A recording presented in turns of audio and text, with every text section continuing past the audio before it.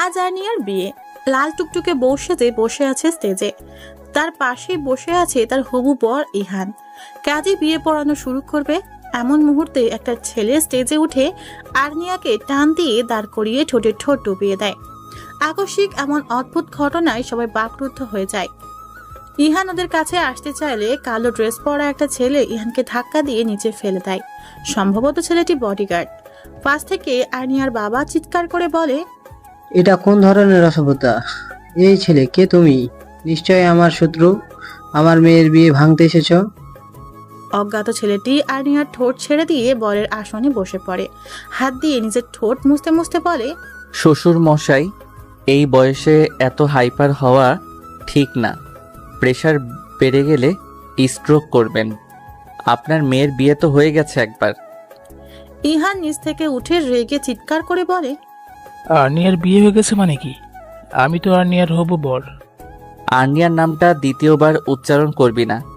আরেকবার আর্নিয়ার নামটা উচ্চারণ করলে তোর মুখটা তোর সাথে থাকবে না কথা বলার জন্য। ইহান ছেলেটির কথা শুনে ভয়ে চুপসে যায়। এইদিকে ছেলেটার মুখ দেখে বিয়েবাড়ির উপস্থিত সবাই ভয়ে কাঁপাকাঁপি শুরু করে দিয়েছে।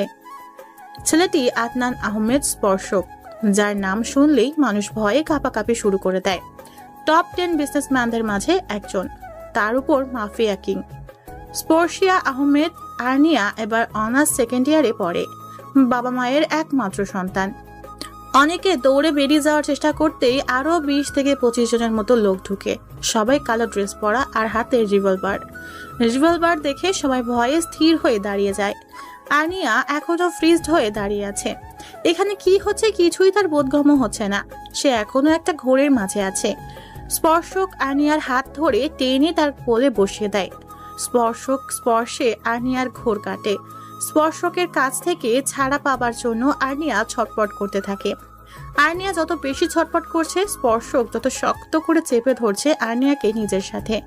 আর্নিয়া রেগে চিৎকার করে বলে, এই ছেলে, আপনার সাহস হয় কি করে আমাকে কিস করার? আমার সাহসটা বরাবরই বেশি, আর নিজের বউকে কিস করতে সাহস লাগে নাকি? আপনি কোন অধিকারে আমাকে নিজের বউ বলে দাবি করছেন?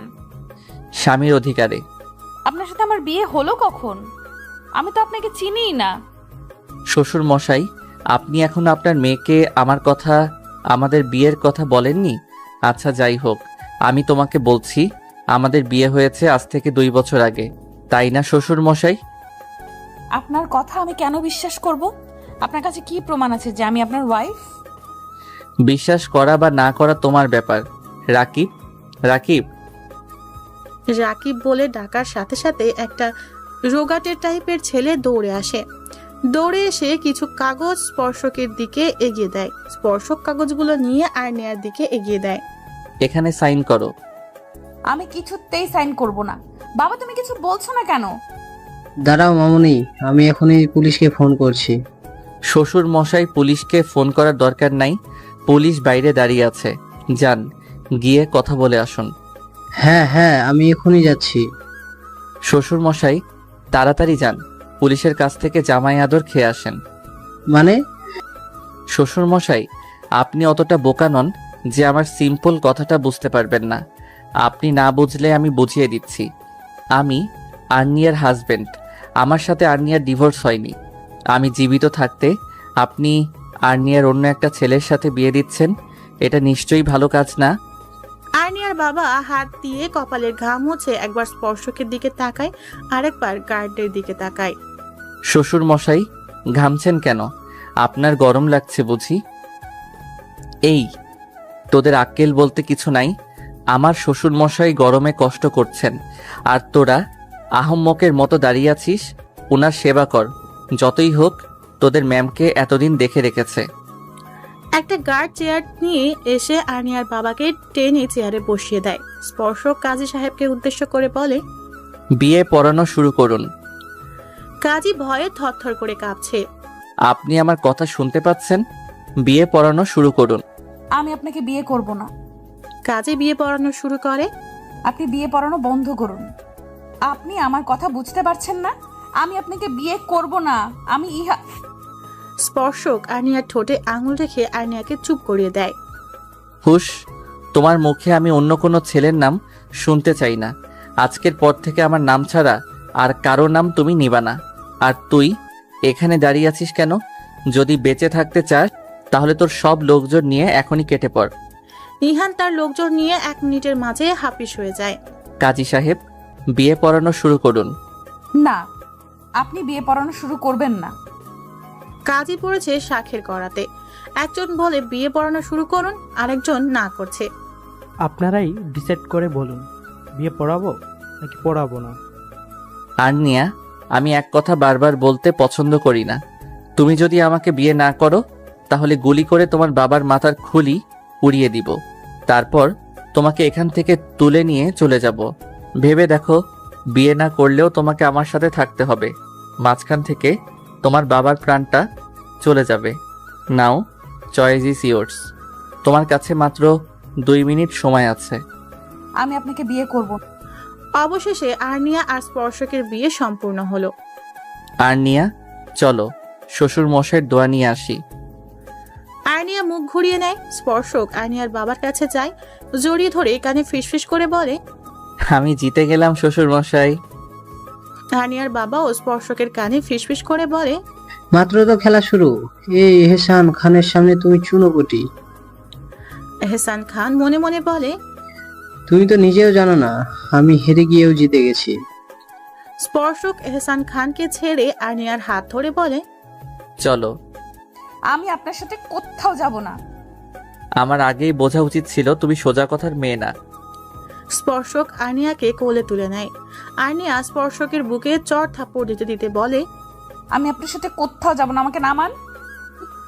স্পর্শকের মাঝে কোনো হেলদোল নাই। আর্নিয়া রেগে স্পর্শকের হাতে কামড় দিয়ে দেয়। স্পর্শক কামড়ের দাগটা দেখে মুচকি হেসে বলে, তোমার দেওয়া প্রথম ভালোবাসার চিহ্ন। স্পর্শকের কথা শোনার সাথে সাথে আর্নিয়া একটা ভেঙচি কেটে মুখ ঘুরিয়ে নেয়।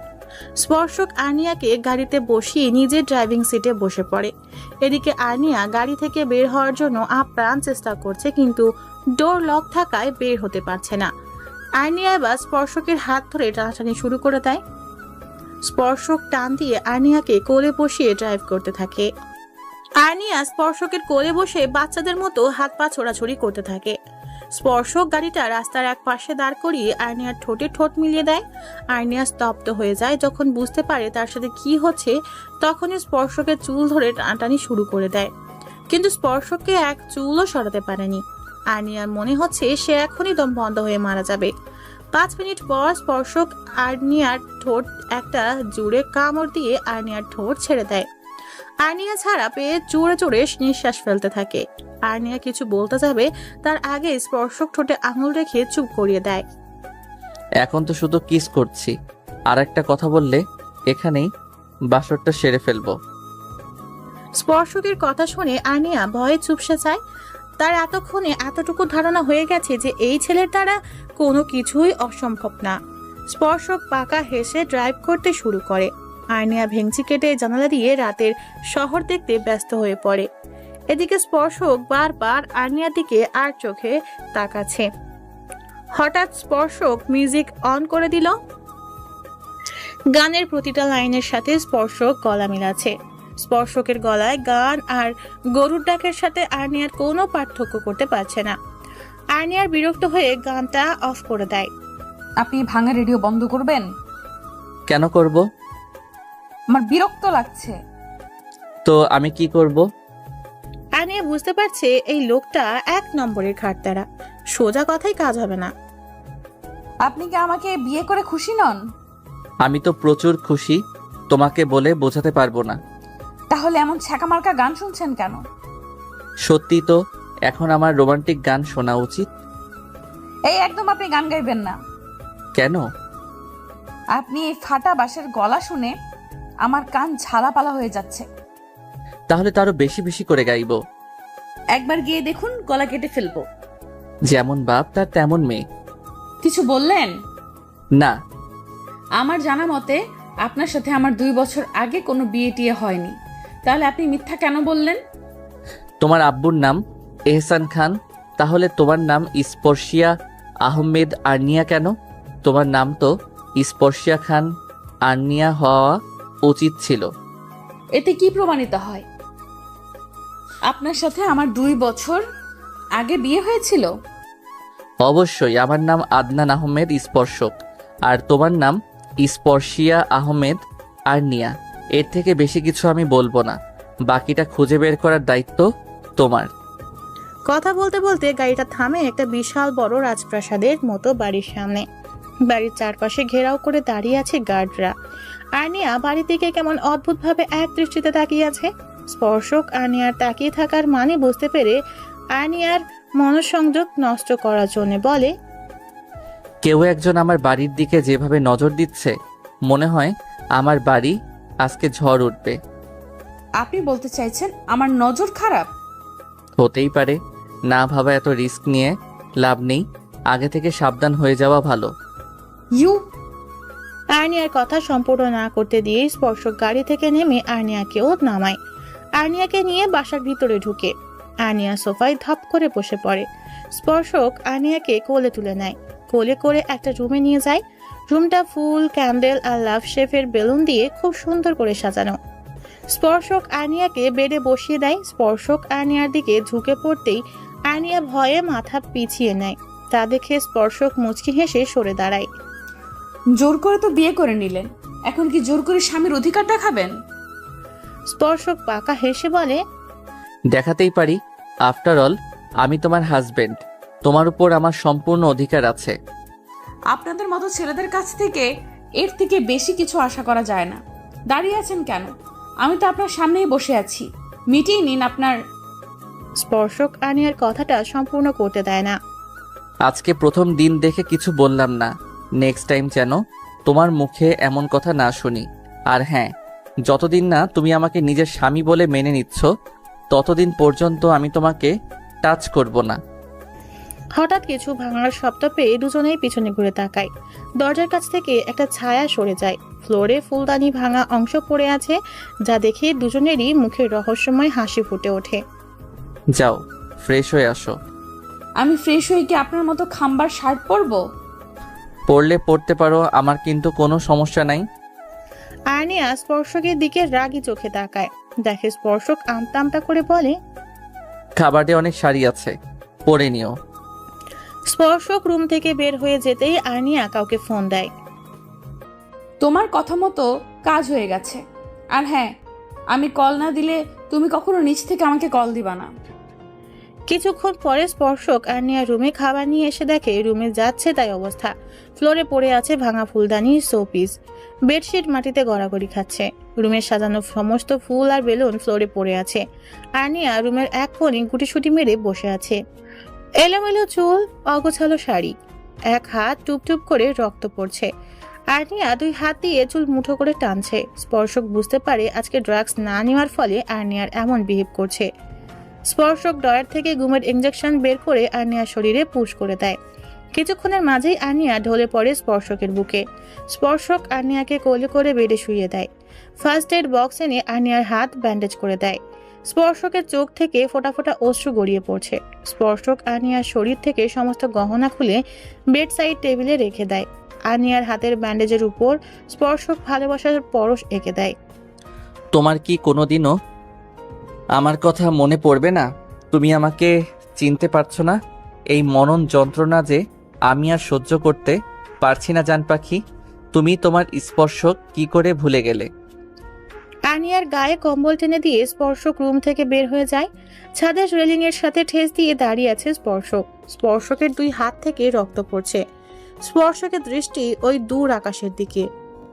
কথা দিয়েছিলাম তোমার সব কষ্ট ভাগ করে নিব। এই কষ্ট তো ভাগ করে নিতে পারবো না, কিন্তু অনুভব করতে পারবো। তাই তো নিজেকে দ্বিগুণ কষ্ট দিলাম। যে কাউকেই ভালোবাসা যায়। ভালোবাসা অনেক পবিত্র একটি অনুভূতি। স্বার্থসিদ্ধির জন্য প্রেম করা উচিত নয়।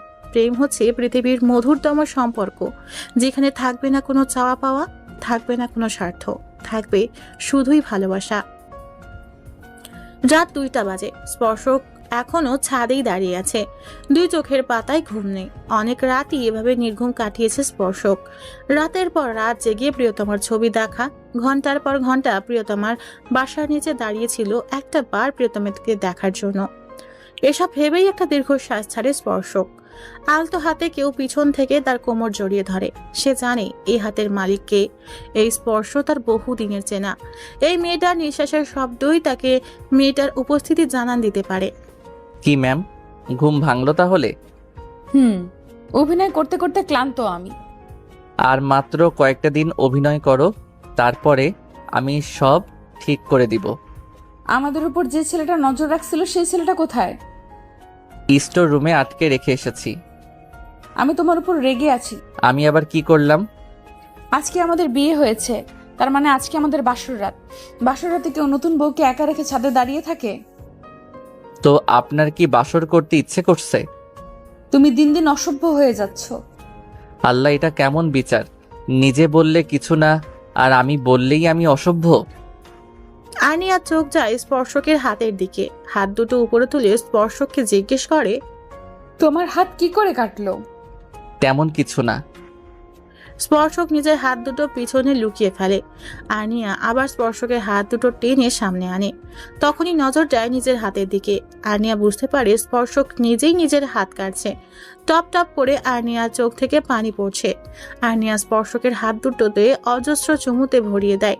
স্পর্শক আনিয়ার মাথা নিজের বুকে চেপে ধরে। আমার এক হাত কাটা, তুমি তোমার 2 হাত কেন কাটলে? তুমি জানো না তোমার কষ্ট আমি সহ্য করতে পারি না? আমার এক হাত কেন কাটা থাকবে? আমারও আরেকটা হাত কাটতে হবে। আনিয়া ছুটার চেষ্টা করতে স্পর্শক আনিয়াকে আরো শক্ত করে নিজের বুকে চেপে ধরে। তুমি নিজের হাত কাটার চেষ্টা করলে আমি আমার হাত কেটে ফেলে দিব। আনিয়া নাক টানতে টানতে বলে, থ্রেট দিচ্ছ? থ্রেট ভাবলে থ্রেট। স্পর্শক আনিয়া চুলে নাক ডুবিয়ে দিয়ে ভাবতে থাকে 5 দিন আগের কথা। আনিয়া স্পর্শকের সাথে দেখা করতে আসে একটা কফি শপে। তাদের সম্পর্কের 1 বছর চলছিল। আনিয়া কফি শপে এসে স্পর্শকের হাত ধরে কান্নাকাটি শুরু করে দেয়। আরও তুমি কাঁদছো কেন? আনিয়া কান্নার জন্য কথা বলতে পারছে না। কাঁদতে কাঁদতে হেঁচকি তুলে ফেলেছে। স্পর্শক আনিয়ার কান্না বন্ধ করতে না পেরে আনিয়াকে জড়িয়ে ধরে। আরে বাবা, কান্নার কারণ তো বলবে। পাপা আমার বিয়ে ঠিক করেছে। আমি তোমাকে ছাড়া আর কাউকে বিয়ে করতে পারবো না। আমাকে ছাড়া তোমাকে আর কাউকে বিয়ে করতে হবে না। তুমি তোমার পাপাকে আমার কথা বলো। করবো না। পাপা মানবে না। পাপা একবার যেটা ঠিক করে সেটাই করে ছাড়ে। আমাকে যদি ফিহানকে বিয়ে করতে হয় তাহলে আমি সেট করব। কথাটা শোনার সাথে সাথে স্পর্শক আনিয়াকে থাপ্পড় মেরে হনহন করে কফি শপ থেকে চলে যায়। আনিয়া ওখানে বসেই কাঁদতে থাকে। এই কান্না স্পর্শক মেরেছে বলে না, স্পর্শকের জন্য। আনিয়া জানে স্পর্শক যে হাত দিয়ে তাকে মেরেছে সেই হাতের অবস্থা খারাপ করে দিবে। এখন তার নিজের উপর নিজের রাগ হচ্ছে। আনিয়া তো জানতো স্পর্শক তার মুখে মরার কথা সহ্য করতে পারে না। আনিয়া বাসায় চলে আসে। নিজের রুমে এসে ফ্রেশ হয়ে বেডে বসে স্পর্শককে কল দিতে থাকে। বারবার রিং হয়ে কেটে যাচ্ছে। 8 বার কল দেওয়ার পরে স্পর্শক রিসিভ করে। মামুনি, আসবো? আনিয়া তার পাপাকে দেখে ফোনটা বালিশের নিচে রেখে দেয়। স্পর্শক লাইনে আছে, ইচ্ছে করে ফোনটা রেখে দেয়নি। সে জানতে চায় এহসান খান আনিয়াকে কি বলে। তবে সে আন্দাজ করতে পারছে এহসান খান কি বলতে এসেছে। হ্যাঁ বাবা, এসো। তোমাকে কিছু বলার ছিল। হ্যাঁ বলো। তুমি তো জানো আর 5 দিন পরে ইহানের সাথে তোমার বিয়ে। আনিয়া মাথা দুলিয়ে সম্মতি জানায় যে সে জানে। পাপা, আমার তোমাকে কিছু বলার ছিল। তুমি তো জানো আমার কথার মাঝে কেউ কথা বলুক সেটা আমার পছন্দ না। আগে আমার কথা শেষ করতে দাও, তারপর তোমার কথা শুনবো। সরি। আমার ধারণা তোমার বিয়েতে গন্ডগোল হবে। পাপা, কে গন্ডগোল করবে? আদনান আহমেদ স্পর্শক। আমিও চাই সে বিয়েতে এসে ঝামেলা করুক। ইহানের সাথে তোমার বিয়ে হতে দিবে না। স্পর্শকের নাম শুনে আনিয়া ভয়ে কাঁপাকাঁপি শুরু করে দেয়। সে ভাবছে তার পাপা কি করে জানলো স্পর্শক বিয়েতে আসবে। আনিয়া আমতা আমতা করে তার পাপাকে প্রশ্ন করে, উনি এত বড় বিজনেসম্যান হয়ে আমার বিয়েতে কোনো ঝামেলা করতে যাবেন কেন? ইহানের সাথে আমার বিয়ে ভেঙে ওনার লাভ কি? তুমি নিজে ইহানের সাথে আমার বিয়ে ঠিক করেছো, আবার তুমি নিজেই চাইছো মিস্টার আহমেদ যেন আমার বিয়েতে ঝামেলা করে। কেন পাপা? চুপ। তুমি জানো আমার অতিরিক্ত কৌতূহল ও অতিরিক্ত প্রশ্ন কোনোটাই পছন্দ নয়। আমি তোমাকে ঠিক যতটুকু বলবো তুমি ঠিক ততটুকুই করবে। এর বাইরে কিছু জানার চেষ্টা করবে না। মিয়া আহমেদ তোমাকে বিয়ে করতে চাইলে তুমি রাজি হবে না। আমাকে গান পয়েন্টে রেখে যখন তোমাকে বিয়ে করতে বলবে তখন তুমি রাজি হবে। তোমাকে যখন ওনার সাথে নিয়ে যাওয়ার চেষ্টা করবে তখন তুমি দ্বিমত পোষণ করবে। আমি জানি মিহামেদ জোর করে হলেও তোমাকে ওনার সাথে নিয়ে যাবে। তুমি ওনার বাড়িতে গিয়ে আমার কথা মতো কাজ করবে।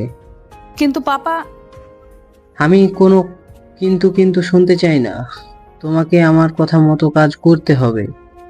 এহসান খান আর্নিয়াকে কিছু বলতে না দিয়ে হনহনিয়ে রুম থেকে চলে যায়। তারপর স্পর্শক আর আর্নিয়া প্ল্যান করে বিয়ে করে। বর্তমান স্পর্শক বাসায় না হয় ওই ছেলেটা আমাদের উপর নজর রাখছিল, তাই অভিনয় করা প্রয়োজন ছিল। কিন্তু তুমি গাড়িতে কেন অভিনয় করতে বললে? ওখানে তো তুমি আর আমি ছাড়া আর কেউ ছিল না। কে বলল ছিল না? স্বয়ং এহসান খান নিজে ছিল। মানে? তোমার হিটলার বাপ গাড়িতে ক্যামেরা লাগিয়ে রেখেছিল। একদম পাপাকে হিটলার বলবা না। হিটলারকে? তাহলে কি বলবো? সারা রাত কি আমরা এখানেই দাঁড়িয়ে কথা বলবো? এখানে দাঁড়িয়ে কথা না বলে অন্য কিছু করতে পারি। থুর। স্পর্শক আর্নিয়াকে কোলে তুলে নেয়। এই কি করছো? নামাও বলছি। কেন? কেন আবার? তোমার হাতে ব্যথা? আমাকে কোলে নিতে হবে না। তুমি বলো কোথায় যেতে হবে, আমি নিজেই যাচ্ছি। চুপ, তুমি বড্ড বেশি কথা বলো। স্পর্শক আর্নিয়াকে একটা রুমে নিয়ে আসে। এই ভারী লেহেঙ্গাটা কতক্ষণ ধরে পরে আছো বলো তো? যাও চেঞ্জ করে আসো। চেঞ্জ করে কি পরবো? কাবার্ডে ড্রেস আছে, পরে নাও। আর্নিয়া কাবার্ড খুলে দেখে সব শাড়ি। স্পর্শক, কি? আমি তো শাড়ি পরতে পারি না, আর এখানে শাড়ি ছাড়া আর অন্য কোনো ড্রেস নাই। তুমি যদি ভাবো আমি তোমাকে শাড়ি পরিয়ে দিব তাহলে তুমি ভুল ভাবছো, কারণ আমি নিজেও শাড়ি পরাতে পারি না। তাহলে এখন কি হবে? স্পর্শক ঠোঁট দিয়ে ঠোঁট চেপে ধরে, এক হাত কোমরে রেখে অন্য হাত দিয়ে কপালে স্লাইড করে কিছু ভাবছে। কিছুক্ষণ ভেবে বলে, আমরা দুজন মিলে চেষ্টা করি ইউটিউব দেখে। ওকে। 30 মিনিট ধরে দুজন মিলে চেষ্টা করেও কিছু করতে পারে নাই। উল্টো স্পর্শক নিজেও আর্নিয়ার সাথে শাড়িতে পেঁচিয়ে ফেলেছে। স্পর্শক ক্লান্ত হয়ে বেডে বসে পড়ে। স্পর্শক বসে পড়ায় শাড়িতে টান লাগে, যার ফলে আর্নিয়াও স্পর্শকের উপর পড়ে যায়। স্পর্শক টাল সামলাতে না পেরে আর্নিয়াকে নিয়ে বেডে পড়ে যায়। আর্নিয়া স্পর্শকের উপর থেকে উঠে যায়, কিন্তু পারে না। তা দেখে স্পর্শক মিটিমিটি হাসছে। আর্নিয়ার রাগে কটমট করতে করতে বলে, তুমি ছেলে হয়েও শাড়ি পরাতে পারো না। ছেলে হওয়ার পেছনে কি শর্ত জুড়ে দেওয়া হয়েছে নাকি, যে ছেলে হলেই শাড়ি পরানো শিখতে হবে? না মানে সব ছেলেরাই তো বউয়ের সাথে রোম্যান্স করবে বলে শাড়ি পরানো শিখে। আমি ওইসব ছেলেদের মাঝে পড়ি না। রোম্যান্স করতে হলে শাড়ি পরিয়ে করব কেন? শাড়ি খুলে করব। ওয়েট ওয়েট, তোমার কি এখন রোম্যান্স করতে ইচ্ছা করছে? আমার কিন্তু কোনো সমস্যা নাই। স্পর্শক আর্নিয়াকে আর কিছু বলতে না দিয়ে আর্নিয়াকে ঘুরিয়ে নিজের নিচে ফেলে দেয়। আর্নিয়ার হাত দুটো বেডের সাথে চেপে ধরে ঠোঁটে ঠোঁট ডুবিয়ে দেয়। সকাল 10টা। সূর্যের আলো চোখে পড়তেই স্পর্শক আদো আদো করে চোখ খুলে তাকায়। নিজের বুকের উপর ভারী কিছু অনুভব করায় সম্পূর্ণ চোখ খুলে বুকের দিকে তাকিয়ে দেখে আর্নিয়া গুটিসুটি মেরে তার বুকের উপর শুয়ে আছে।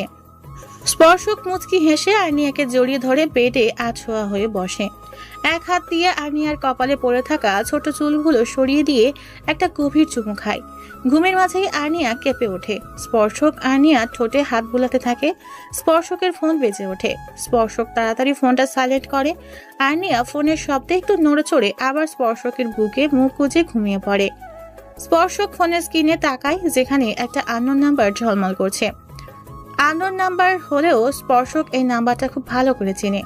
স্পর্শক আর্নিয়ার মাথাটা আলতো হাতে বুক থেকে নামিয়ে বালিশের উপর রেখে ফোন নিয়ে বেলকনিতে চলে যায়। ফোনটা রিসিভ করতেই ওপাশ থেকে বাঁচ খায় গলায় এহসান খান বলে, আমার মেয়ে কোথায়?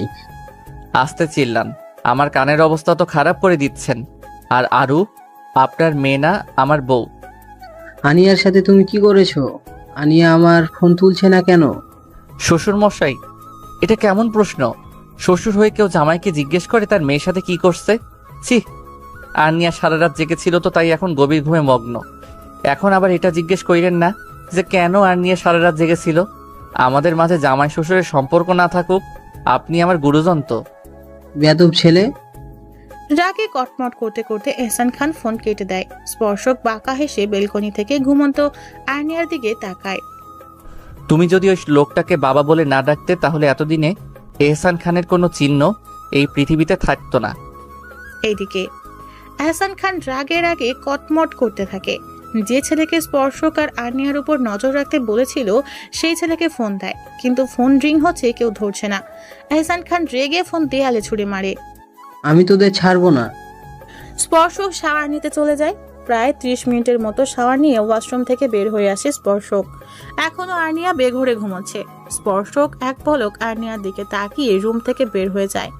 কিচেনে গিয়ে 2টা ডিম পোচ করে, তারপর ট্রে করে 1 প্লেট ফ্রুটস, 2টা ডিম পোচ, 2 গ্লাস জুস আর স্যান্ডউইচ নিয়ে রুমে আসে।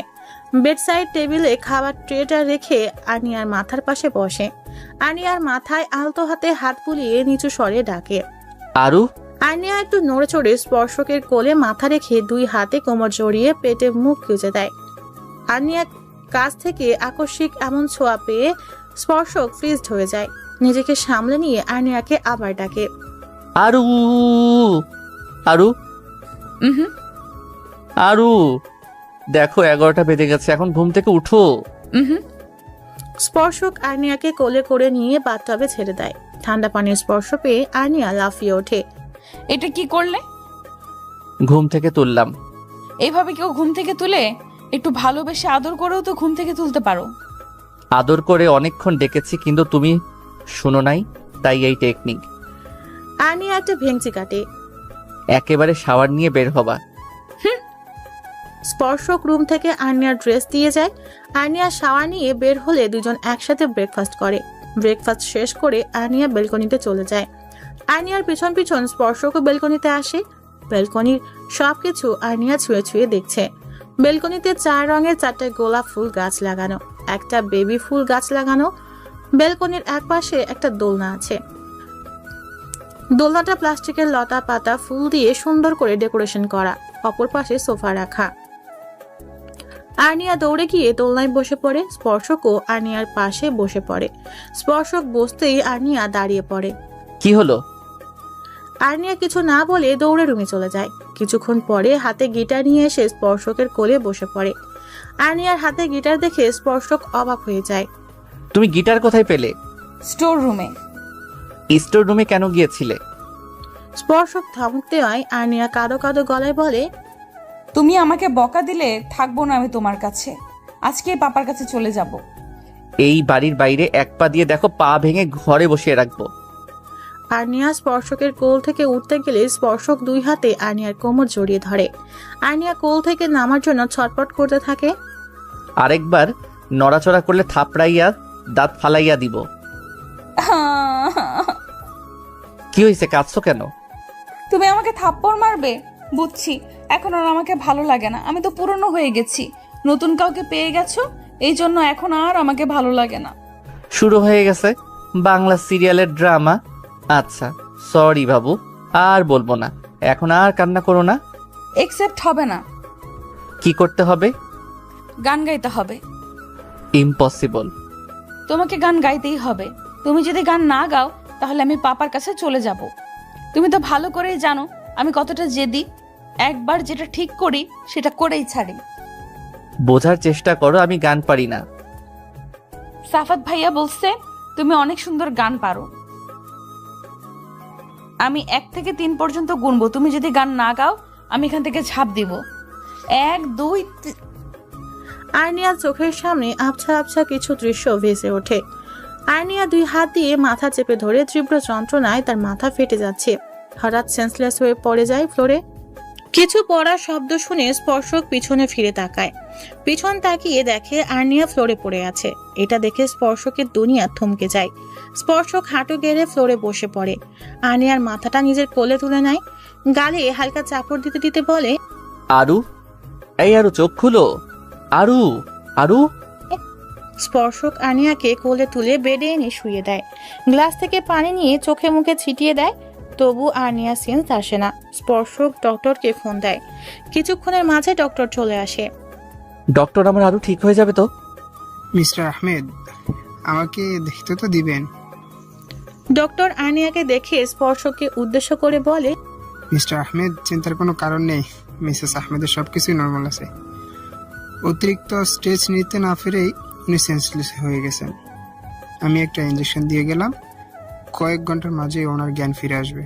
আজকে তাহলে আসি আমি, mister Ahmed. Thank you doctor.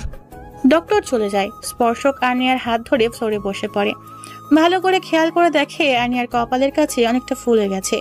তখন ফ্লোরে পড়ে যাওয়ায় আর্নিয়ার কপালে ব্যথা পেয়েছিল। স্পর্শক আর্নিয়ার কপালে মলম লাগিয়ে দেয়। আমার জন্যই সবকিছু হলো। আমার জন্য তুমি ব্যথা পেলে। আমি গান না গাইলে এমন কিছু হতো না। আমি এবার কি করতাম? তুমি জেদ করলে তাই গান গাইতে হলো। না গাইলে তুমি সত্যি সত্যি ওই এহসান খানের কাছে চলে যেতে।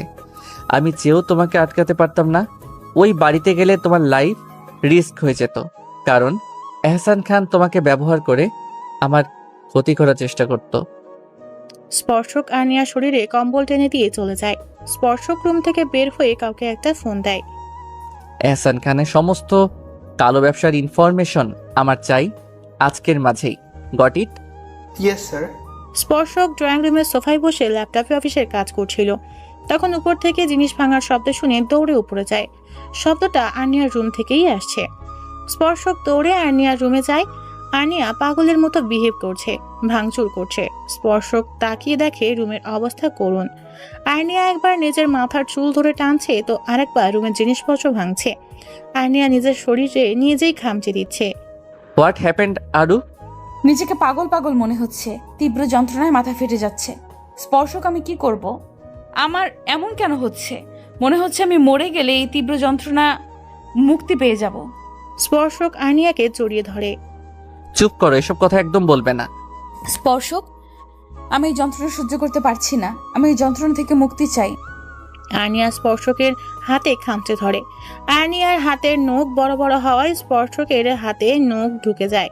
হাত থেকে রক্ত বের হচ্ছে, হাতে তীব্র জ্বালা হচ্ছে, কিন্তু স্পর্শক আর্নিয়াকে আটকাচ্ছে না। যদি স্পর্শককে আঘাত করে আর্নিয়া একটু শান্তি পায়, আর্নিয়া স্পর্শককে ছেড়ে দিয়ে আবার পাগলের মতো বিহেভ করতে শুরু করে। স্পর্শক আর আর্নিয়ার কষ্ট সহ্য করতে পারছে না। স্পর্শক আর্নিয়ার শরীরে একটা ইনজেকশন পুশ করে দেয়। অল্প কিছুক্ষণের মাঝেই আর্নিয়া স্পর্শকের বুকে ঢলে পড়ে। স্পর্শক আর্নিয়াকে বেডে শুইয়ে দিয়ে রুম থেকে বের হয়ে যায়। স্পর্শক ছাদে দাঁড়িয়ে অন্যমনস্ক হয়ে আকাশের দিকে তাকিয়ে আছে। বিকেলবেলা হওয়ায় সূর্যের আলোর প্রকোপ নেই, তাই আকাশের দিকে তাকিয়ে থাকতে অসুবিধা হচ্ছে না। সূর্যের আলো থাকলে আকাশের দিকে তাকিয়ে থাকলে এতক্ষণে চোখ জ্বালা শুরু হয়ে যেত। স্পর্শক অন্যমনস্ক হয়ে না থাকলে হয়তো খেয়াল করতো কেউ তার দিকে এক দৃষ্টিতে তাকিয়ে আছে। বাসার নিচে দাঁড়িয়ে অনেকক্ষণ ধরে স্পর্শককে দেখে চলেছে তিথি। তিথি স্পর্শকের ভার্সিটি ফ্রেন্ড। স্পর্শক ফার্স্ট ইয়ারে যখন প্রথম ভর্তি হয় তখন অ্যাক্সিডেন্টলি তিথির সাথে দেখা হয়। প্রথম দেখায় স্পর্শককে ভালো লেগে যায় তিথির। ভালো লাগাটা আস্তে আস্তে ভালোবাসায় পরিণত হয়। একদিন তিথি স্পর্শককে প্রপোজ করে, কিন্তু স্পর্শক তিথির প্রপোজাল অ্যাকসেপ্ট করে না, কারণ স্পর্শক যে শুধুই তার আর্নিয়ার। প্রায় 1 ঘন্টা ধরে তিথি স্পর্শকের দিকে তাকিয়ে আছে, কিন্তু স্পর্শক একবারের জন্যও তাকায়নি। স্পর্শক তো তিথিকে খেয়ালই করেনি। তিথি খেয়াল করে একটা গুলুমুলু টাইপের বাচ্চা মেয়ে স্পর্শককে পিছন থেকে জড়িয়ে ধরে। তিথি বুঝতে পারে এটাই হয়তো স্পর্শকের ভালোবাসা। তিথি ভাবছে এতক্ষণ ধরে সে কত বড় ভুল করছিল। স্পর্শকের দিকে তাকিয়ে থাকার অধিকার যে তার নেই। স্পর্শক তো অন্য কারোর। মানুষ যা চায় তা সবসময় পায় না, সব ভালোবাসা তো পূর্ণতা পায় না। আর তার ভালোবাসাটা ছিল একতরফা। স্পর্শক তো তাকে বন্ধু ছাড়া অন্য কিছু ভাবেনি। সে তো স্পর্শক আর আর্নিয়ার মাঝে তৃতীয় ব্যক্তি হয়ে ঢুকতে চেয়েছিল। এসব ভেবেই একটা দীর্ঘশ্বাস ছাড়ে তিথি, আবার নিজের গন্তব্যের দিকে অগ্রসর হয়। স্পর্শক, আমার সাথে এমন কেন হয়? এখানে আসার আগেও এমন বিহেভ করতে? মাঝে মাঝে এমন করতাম, পাপা একটা ইঞ্জেকশন দেওয়ার পরে সব ঠিক হয়ে যেত। আমি এমন বিহেভ কেন করি? তুমি বলেছিলে না কয়েক বছর আগে তোমার একটা অ্যাক্সিডেন্ট হয়েছিল? ওই অ্যাক্সিডেন্টের প্রভাবে এমন হয়। চিন্তা করো না, আস্তে আস্তে সব ঠিক হয়ে যাবে। ড্রাগসের কথাটা স্পর্শক আর্নিয়ার কাছ থেকে লুকিয়ে যায়। স্পর্শক জানে আর্নিয়াকে যদি বলে তার পাপা তাকে নিয়মিত ড্রাগস দিত, তাহলে সে স্পর্শকের কথা বিশ্বাস করবে না, কারণ আর্নিয়া নিজের থেকেও বেশি তার পাপাকে বিশ্বাস করে। আচ্ছা আরু, তুমি যদি কখনো জানতে পারো আমি তোমার কাছ থেকে কিছু লুকাচ্ছি বা তোমার কাছ থেকে কিছু গোপন করেছি, তাহলে তুমি কি আমাকে ভুল বুঝে দূরে সরে যাবে? হুম, এই জীবনে আর আমি তোমাকে ছাড়ছি না। তুমি দূরে ঠেলে দিলেও আমি যাব না। তুমি যদি আমার কাছ থেকে গোপন করে থাকো তাহলেও আমি তোমাকে ছেড়ে যাব না। তুমি যদি আমাদের ভালোর জন্য গোপন করে থাকো তাহলে ক্ষমা করে দিব, আর যদি অন্য কোনো কারণে গোপন করে থাকো তাহলে তোমাকে শাস্তি পেতে হবে। তুমি যদি কোনো দিন আমি ব্যতীত কোনো নারীর সংস্পর্শে আসো তাহলে সেদিনই হবে আমার জীবনের শেষ দিন। স্পর্শক আর্নিয়ার মাথাটা নিজের বুকের সাথে চেপে ধরে। আমি কেন অন্য কোনো মেয়ের কাছে যাব? আমি তো জানি আমার একটা পাগলি আছে যে আমাকে নিজের থেকেও বেশি ভালোবাসে। আমি জানি আমার এই তুমিটা আমাকে পাগলের মতো ভালোবাসে। আমার যেটা পছন্দ নয় সেটা সে কখনোই করবে না। সন্ধ্যা হয়ে গেছে, নিচে চলো। দুজন নিচে নেমে আসে। স্পর্শক ড্রয়িং রুমের সোফায় বসে ল্যাপটপে অফিসের কাজ করছে। আর্নিয়া স্পর্শকের কাঁধে মাথা রেখে মুভি দেখছে। হঠাৎ কলিং বেল বেজে ওঠায় দুজনের মনঃসংযোগ নষ্ট হয়। দরজার পাশে দাঁড়ানো ব্যক্তিটির উপর দুজনেই চরম বিরক্ত। দুজনেরই ইচ্ছে করছে উষ্ঠা দিয়ে ওই ব্যক্তিটিকে উগান্ডা পাঠিয়ে দিতে। দুজন দুজনের মুখ চাওয়াচাওয়ি করছে। এই মুহূর্তে কেউ নিজের অবস্থান থেকে উঠতে চাইছে না। ওদিকে কলিং বেলের শব্দ তীব্র থেকে তীব্র হচ্ছে।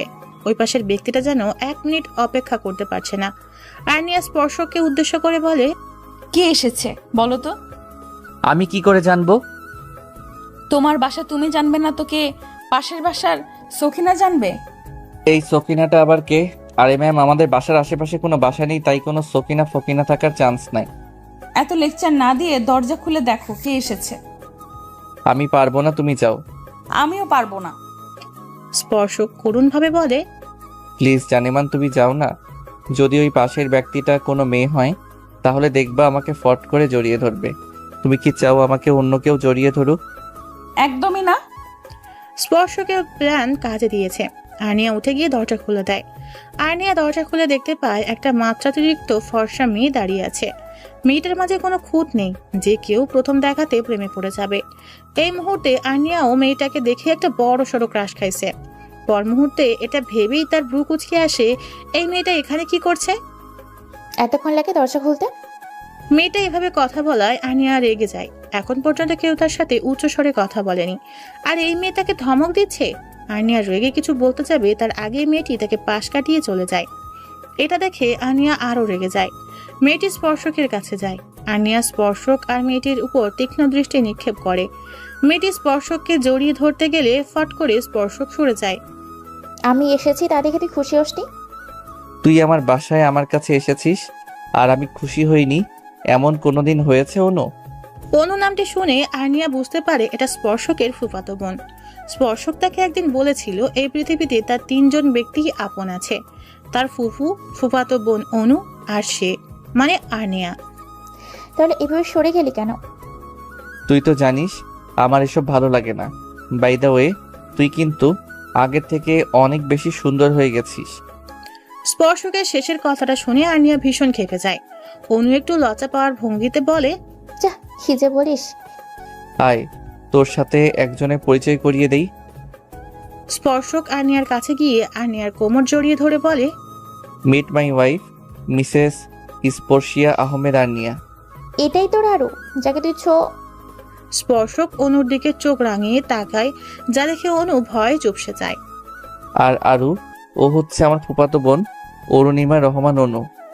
কেমন আছেন আপু? আলহামদুলিল্লাহ ভালো। তা তুমি কেমন আছো? আলহামদুলিল্লাহ ভালো। তোমাকে দেখে তো মনে হচ্ছে না যে তুমি ভালো আছো। কেন আপু?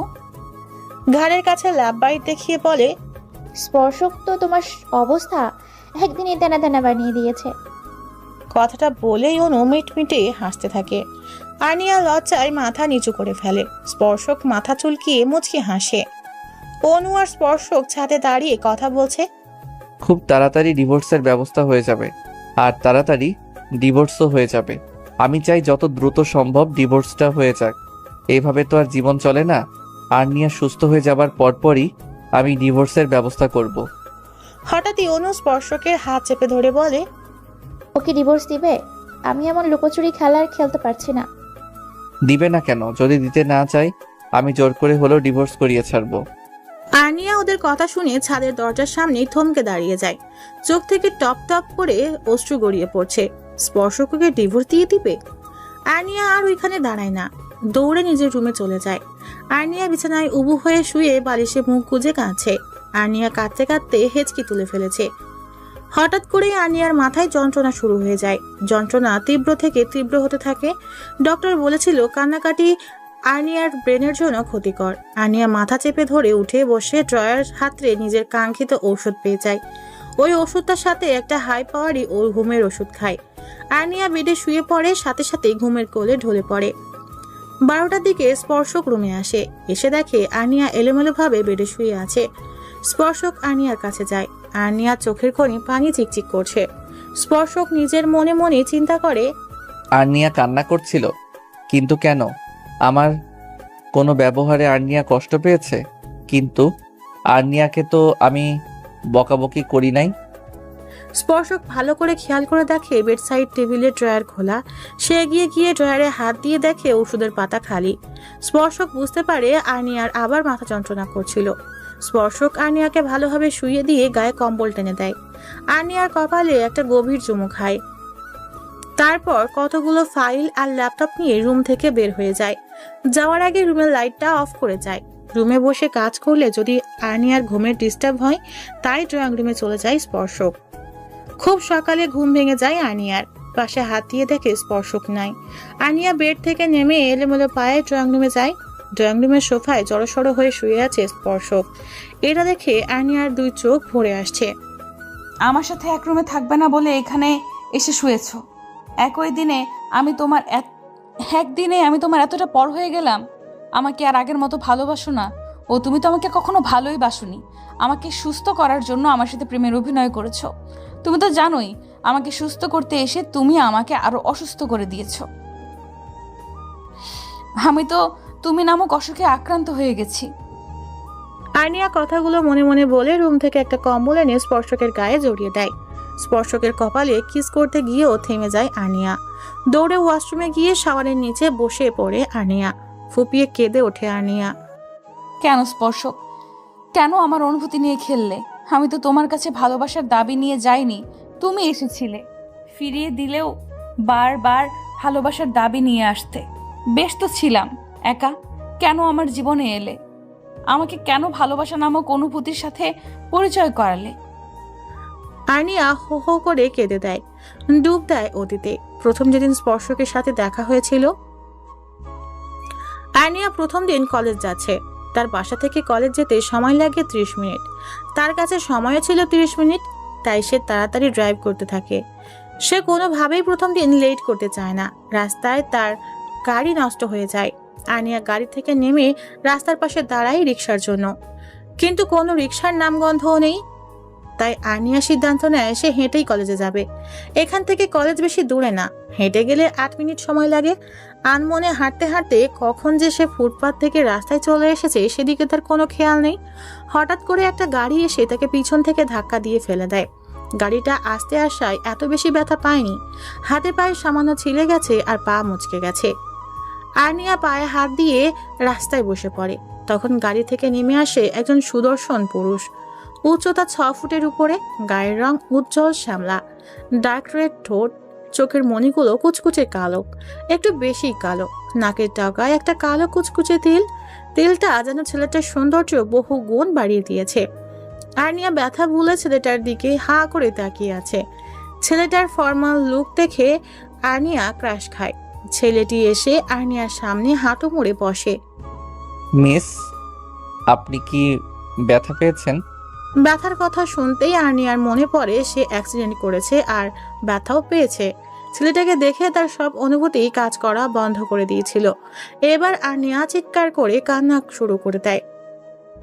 আর্নিয়া এভাবে কেঁদে দেবে ছেলেটা আশা করেনি।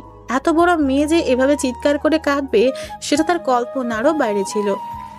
আপনি কি খুব বেশি ব্যথা পেয়েছেন? আপনি আমার পা ভেঙে দিয়েছেন। আমি এখন হাঁটবো কি করে? ছেলেটি বুঝতে পারে আর্নিয়ার পা মচকে গেছে। আর্নিয়ার পা থেকে জুতা খুলে পা ধরে টান দেয়। আর্নিয়ার ব্যথায় চিৎকার করে ছেলেটার কাঁধ খামচে ধরে। ছেলেটি খেয়াল করে দেখে আর্নিয়ার হাতও ছিলে গেছে, তাই সে আর্নিয়াকে কোলে তুলে নেয়। আর্নিয়া হতভম্ব হয়ে ছেলেটার দিকে তাকিয়ে আছে। পড়ে যাওয়ার ভয়ে গলা জড়িয়ে ধরে। আর্নিয়াকে গাড়িতে বসিয়ে ফার্স্ট এইড বক্স এনে ছিঁড়ে যাওয়া জায়গাটা স্যাবনল দিয়ে পরিষ্কার করে আলতা হাতে ব্যান্ডেজ করে দেয়। আর্নিয়া শুধু অবাকই হচ্ছে অপরিচিত ছেলেটার কেয়ার দেখে। যেখানে ছেলেটার তাকে ঝাড়ি মারার দরকার সেখানে ছেলেটা তার কেয়ার করছে। আর্নিয়াকে এভাবে তাকিয়ে থাকতে দেখে ছেলেটি ঠোঁট কামড়ে আলতো হেসে বলে, এভাবে তাকিয়ে থাকলে প্রেমে পড়ার চান্স 100%। আপনি কোন উগান্ডার প্রেসিডেন্ট যে আপনার প্রেমে পড়তে যাব? আমি স্পর্শী আহমেদ আর্নিয়া কারোর প্রেমেই পড়ি না, সবাই আমার প্রেমে পড়ে। আপনি বুঝি উগান্ডার প্রেসিডেন্টের বউ? একদম কথা পেঁচানোর চেষ্টা করবেন না, এটা আমি একদমই পছন্দ করি না। বাই দা রাস্তা, আপনি কে বলেন তো? তুমি আমাকে চিনো না? আপনি কি কোনো সেলিব্রিটি যে আপনাকে চিনতে হবে? আর্নিয়ার কথা শুনে ছেলেটি মুচকি হেসে আর্নিয়ার দিকে ঝুঁকে কানে কানে বলে, আমি সব মেয়েদের কল্পনার রাজকুমার আদনান আহমেদ স্পর্শক। স্পর্শকের নাম শুনে আর্নিয়ার চোখ বড় বড় হয়ে যায়। সে ভাবতেই পারছে না স্পর্শকের মতো একজন লোক তার এত কেয়ার করছে। আর্নিয়া চোখ বড় বড় করে স্পর্শকের দিকে তাকায়। আপনি সত্যি বলছেন আপনি আদনান আহমেদ স্পর্শক? এত অবাক হবার কি আছে? আপনি জানেন আপনাকে না দেখে শুধুমাত্র আপনার কথা শুনে আমি আপনার উপর ক্রাশিত। দেখলেন তো আমি কোন উগান্ডার প্রেসিডেন্ট। হুম। আপনার ঠিকানা বলেন, আপনাকে বাসায় ড্রপ করে দিয়ে আসি। খানভিলা। টুকটাক কথা বলতে বলতে স্পর্শকের গাড়ি এসে থামে খানভিলার সামনে। আর্নিয়া কিছু না বলে গাড়ি থেকে নেমে যাচ্ছিল। স্পর্শক আর্নিয়ার হাত ধরে টেনে আবার সিটে বসিয়ে দেয়। আপনার মতো অকৃতজ্ঞ আমি জীবনে দেখি নাই। আপনার কোন দিক দিয়ে আমাকে অকৃতজ্ঞ মনে হচ্ছে? সব দিক দিয়ে। আপনার জন্য আমি এত কিছু করলাম আর আপনি আমাকে সামান্য ধন্যবাদটুকু জানালেন না। আমি আপনাকে কিছু করতে বলেছিলাম?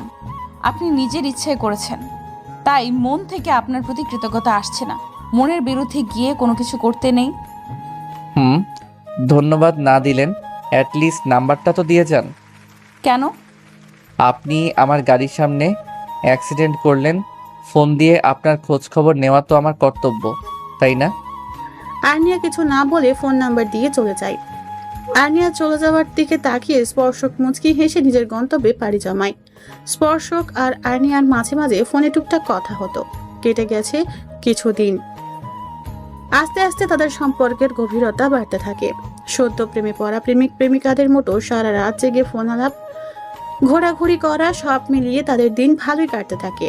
কিন্তু কেউ কাউকে নিজের অনুভূতির কথা বলে না। একদিন স্পর্শক আর্নিয়াকে প্রপোজ করে। সেদিন আর্নিয়া ভীষণ অবাক হয়, কারণ সে কল্পনাও করেনি যে স্পর্শকের মতো কেউ তাকে প্রপোজ করতে পারে। প্রথম সে স্পর্শককে ফিরিয়ে দেয়, পরে স্পর্শকের পাগলামির কাছে হার মেনে স্পর্শকের ভালোবাসা গ্রহণ করতে হয়। স্পর্শক আর আর্নিয়ার ভালোবাসার দিনগুলো ভালোই কাটতে থাকে। এভাবে কেটে যায় কয়েকটা বছর। হঠাৎ করে আহসান খান আর্নিয়ার বিয়ে ঠিক করে। আর্নিয়া অতীত থেকে বের হয়ে শাওয়ার নিয়ে ওয়াশরুম থেকে বের হয়, কিন্তু রুমের কোথাও স্পর্শককে দেখতে পায় না। আর্নিয়া আর কিছু না ভেবে টাওয়ালটা ব্যালকনিতে মেলে দেয়। রুমে এসে হেয়ার ড্রায়ার দিয়ে চুল শুকিয়ে রুম থেকে বের হয়ে ড্রয়িং রুমে যায়, কিন্তু স্পর্শককে দেখতে পায় না। পা বাড়ায় অন্য রুমের উদ্দেশ্যে। এখন তো দিনের বেশিরভাগ সময় স্পর্শক অন্য রুমে থাকে। আর্নিয়াকে আর কষ্ট করে অন্য রুমে যেতে হয় না, তার আগেই অনুর সাথে তার দেখা হয়ে যায়। অনু আপু, স্পর্শক কোথায়? কিছুক্ষণ আগে তো স্পর্শক তাড়াহুড়ো করে কোথায় বেরিয়ে গেল। যাওয়ার আগে শুধু বলে গেছে তোমাকে বলতে স্পর্শক আসতে দেরি হবে। ও। অনু ফোন স্ক্রল করতে করতে চলে যায়। আর্নিয়া রুমে চলে আসে। স্পর্শকের এতটা চেঞ্জ আর্নিয়া কিছুতেই মেনে নিতে পারছে না। স্পর্শক কখনো তাকে না বলে কোথাও যেত না। সকাল গড়িয়ে দুপুর হয়ে যায়, কিন্তু স্পর্শক একবারের জন্য তাকে ফোন দেয়নি। আর্নিয়া চাতক পাখির মতো অপেক্ষা করছিল স্পর্শকের ফোনের জন্য, কিন্তু স্পর্শক ফোন দেয়নি। অপেক্ষা করতে করতে আর্নিয়া ঘুমিয়ে পড়ে। আর্নিয়ার ঘুম ভাঙে বিকেলে। ফোন চেক করে দেখে স্পর্শক ফোন দেয়নি। আর্নিয়া মাথায় সাদা ওড়না জড়িয়ে মন খারাপ করে ছাদে চলে যায়। ছাদে আর্নিয়ার হাতে লাগানো একটা বেলি ফুল গাছ আছে। বিয়ের আগে স্পর্শকের সাথে আর্নিয়া মাঝে মাঝেই এই বাড়িতে আসতো। আর্নিয়া বেলি ফুল ছুঁয়ে ছুঁয়ে দেখছে আর স্পর্শকের সাথে কাটানো মুহূর্তগুলো ভাবছে। প্রত্যেকটা মুহূর্ত ছিল মধুর। সন্ধ্যার দিকে আর্নিয়া ছাদ থেকে নিচে নেমে আসে। অনু রুম ক্রস করে যখন নিজের রুমে যাচ্ছিল, তখন অনু আর স্পর্শকের কথা শুনতে পায়। আদা খোলা দরজাটা সম্পূর্ণ খুলে ফেলে। দরজা খুলে আর্নিয়া স্তব্ধ হয়ে যায়। স্পর্শক অনুকে কিস করছে। দরজা খোলার আওয়াজে স্পর্শক আর অনু দুজনেই দরজার দিকে তাকায়। আর্নিয়া চোখে পানি টলমল করছে। স্পর্শক কিছু বলতে যাবে তার আগেই আর্নিয়া কাঁদতে কাঁদতে দৌড়ে রুম থেকে চলে যায়। স্পর্শক আর্নিয়ার পিছে যায়। স্পর্শক বাইরে বের হওয়ার আগেই আর্নিয়া গেট দিয়ে বাড়ির বাইরে চলে যায়। আর্নিয়া দৌড়াতে দৌড়াতে রাস্তায় চলে আসে। পিছন থেকে একটা ট্রাক এসে আর্নিয়াকে ধাক্কা মারে। আর্নিয়া ছিটকে গিয়ে স্পর্শকের পায়ের কাছে পড়ে। স্পর্শকের পৃথিবী থমকে যায়। আর্নিয়া স্পর্শকের দিকে এক পলক তাকিয়ে চোখ বন্ধ করে নেয়। সাদা ওড়নাটা আর্নিয়ার রক্তে লাল বর্ণ ধারণ করেছে। আর্নিয়ার শরীর রক্তে মাখামাখি হয়ে গেছে। স্পর্শক ধপ করে আর্নিয়ার পাশে বসে পড়ে। স্পর্শক যেন অনুভূতি শূন্য হয়ে গেছে। স্পর্শক রাস্তায় পড়ে থাকা আর্নিয়ার নিস্তেজ দেহের দিকে তাকিয়ে আছে। আরু, এই আরু, কথা বলো। এই আরু, তুমি আমার সাথে কথা বলবে না? আমার উপর তোমার এত অভিমান যে আমার সাথে কথা বলবে না? স্পর্শক, আমাদের এখন আর্নিয়াকে নিয়ে হসপিটালে যাওয়া উচিত। আমার আরু কোথাও যাবে না। আমার আরু আমার সাথে থাকবে। দেখ স্পর্শক, এখন পাগলামি করিস না। এখন আর্নিয়াকে নিয়ে হাসপাতালে যাওয়া উচিত, নাহলে আর্নিকার বড় কোনো ক্ষতি হয়ে যাবে। আমার আরুর কিচ্ছু হবে না। স্পর্শক আর্নিয়াকে কোলে তুলে নেয়। এর মাঝে অ্যাম্বুলেন্স চলে আসে। অনু ফোন করেছিল। স্পর্শক হসপিটালের করিডোরে সিটে হেলান দিয়ে বসে আছে। কিছুক্ষণের মাঝেই আর্নিয়াকে অপারেশন থিয়েটারে নেওয়া হয়েছে। অনু এসে স্পর্শকের কাঁধে হাত রাখে। স্পর্শক অনুর হাত মুঠো করে ধরে কেঁদে দেয়। অনু, আমি আমার আরুর খেয়াল রাখতে পারলাম না। ও আমাকে ভুল বুঝে দূরে সরে গেল। অপারেশন থিয়েটারে থেকে একটা নার্স বের হলো। স্পর্শক দৌড়ে নার্সটার কাছে গেল। আমার ওয়াইফ কেমন আছে? আপনার ওয়াইফের অবস্থা সিরিয়াস, বাঁচার চান্স খুবই কম। আমরা আমাদের সাধ্যমতো চেষ্টা করছি, বাকিটা আল্লাহর হাতে। কথাটা শোনার সাথে সাথে স্পর্শক সেন্সলেস হয়ে পড়ে যেতে নিলে অনু ধরে ফেলে। কয়েকটা ওয়ার্ড বয় স্পর্শককে ধরে কেবিনে নিয়ে যায়। ডক্টর অনুর কথায় স্পর্শককে একটা ঘুমের ইঞ্জেকশন দিয়ে দেয়। 3 ঘন্টা পর স্পর্শকের ঘুম ভাঙে। আশেপাশে চোখ বুলিয়ে বুঝতে পারে সে একটা কেবিনে আছে। আর্নিয়ার কথা মাথায় আসতেই স্পর্শক তাড়াহুড়ো করে বেড থেকে নেমে রুম থেকে বের হতে যাবে। তার আগেই কারোর সাথে ধাক্কা লাগে। তাকিয়ে দেখে অনু, আমার আরু কোথায়? এখন কেমন আছে? অপারেশন শেষ হয়ে গেছে? কি হলো, কথা বলছিস না কেন? তুই আমাকে কথা বলার সুযোগ দিয়েছিস, নিজেই তো বকবক করে যাচ্ছিস। আর এতগুলো প্রশ্ন একসাথে করলে কোনটা রেখে কোনটার উত্তর দিব? অনুর বাচ্চা, এত কথা না বলে আমি যা জিজ্ঞেস করছি তার উত্তর দে। আর্নিয়া অপারেশনে সাকসেসফুল হয়েছে। আর্নিয়ার আর কোনো বিপদ নেই, এখন মোটামুটি সুস্থ আছে। কেবিনে দেওয়া হয়েছে, কিছুক্ষণের মাঝেই জ্ঞান ফিরে আসবে। তুই তো আমাকে ভয় পাইয়ে দিয়েছিলি, এখন কেমন লাগছে তোর? স্পর্শক অনুর কথা পাত্তা না দিয়ে পা বাড়ায় আর্নিয়ার কেবিনের দিকে। কেবিনের দরজা ঠেলে কেবিনে প্রবেশ করে স্পর্শক। রুমে প্রবেশ করতেই আর্নিয়াকে দেখে স্পর্শকের বুকটা থক করে ওঠে। আর্নিয়ার হাতে পায়ে মাথায় ব্যান্ডেজ করা। স্পর্শক আর্নিয়ার পাশে ধপ করে বসে পড়ে। আর্নিয়ার একটা হাত নিজের হাতের মুঠোয় নিয়ে নেয়। আরু, তুমি কি করে তোমার স্পর্শককে ভুল বুঝতে পারলে? তুমি জানো না তোমার স্পর্শক অন্য কোনো মেয়েকে স্পর্শ তো অনেক দূরের কথা, তার আরু ছাড়া অন্য কাউকে ভালোবাসার কথাও কল্পনা করতে পারে না। আর অনুকে আমি নিজের বোন ছাড়া অন্য কিছু ভাবি না। স্পর্শকের চোখ থেকে অজর দ্বারায় পানি পড়ছে। স্পর্শক চোখ বন্ধ করে আর্নিয়ার হাতে কয়েকটা ভালোবাসার পরশ এঁকে দেয়। গালে কারো হাতে স্পর্শ পেয়ে স্পর্শক চোখ খুলে। আর্নিয়া তার দিকে ডাক ডাক করে তাকিয়ে আছে। স্পর্শক আর্নিয়ার দিকে তাকাতেই আর্নিয়া ফিক করে হেসে দেয়। স্পর্শক আর্নিয়ার হাসি দেখে ব্রু কুচকে তাকায়, ইশারায় জিজ্ঞেস করে, কি?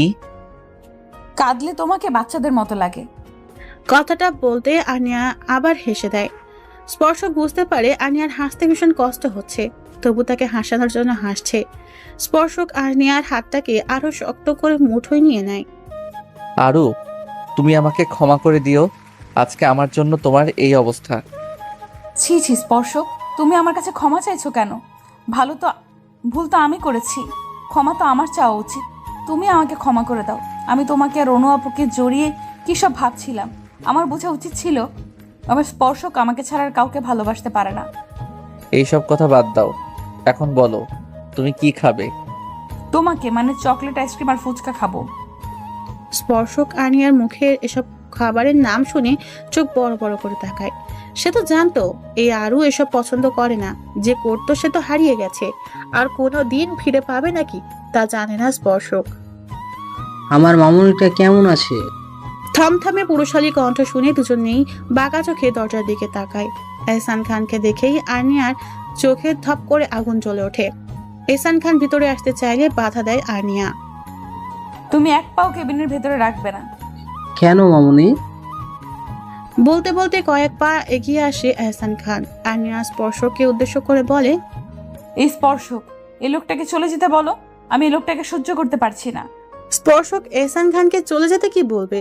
তার তো মুখ দিয়ে কথাই বের হচ্ছে না। স্পর্শক তো এখনো অবাকের রেশি কাটিয়ে উঠতে পারছে না। যে মেয়ে তার বাবা অন্তঃপ্রাণ, সেই নাকি তার বাবাকে সহ্য করতে পারছে না। স্পর্শক নিজেকে সামলে নিয়ে এহসান খানকে উদ্দেশ্য করে বলে, মিস্টার খান, আপনি এখান থেকে চলে যান।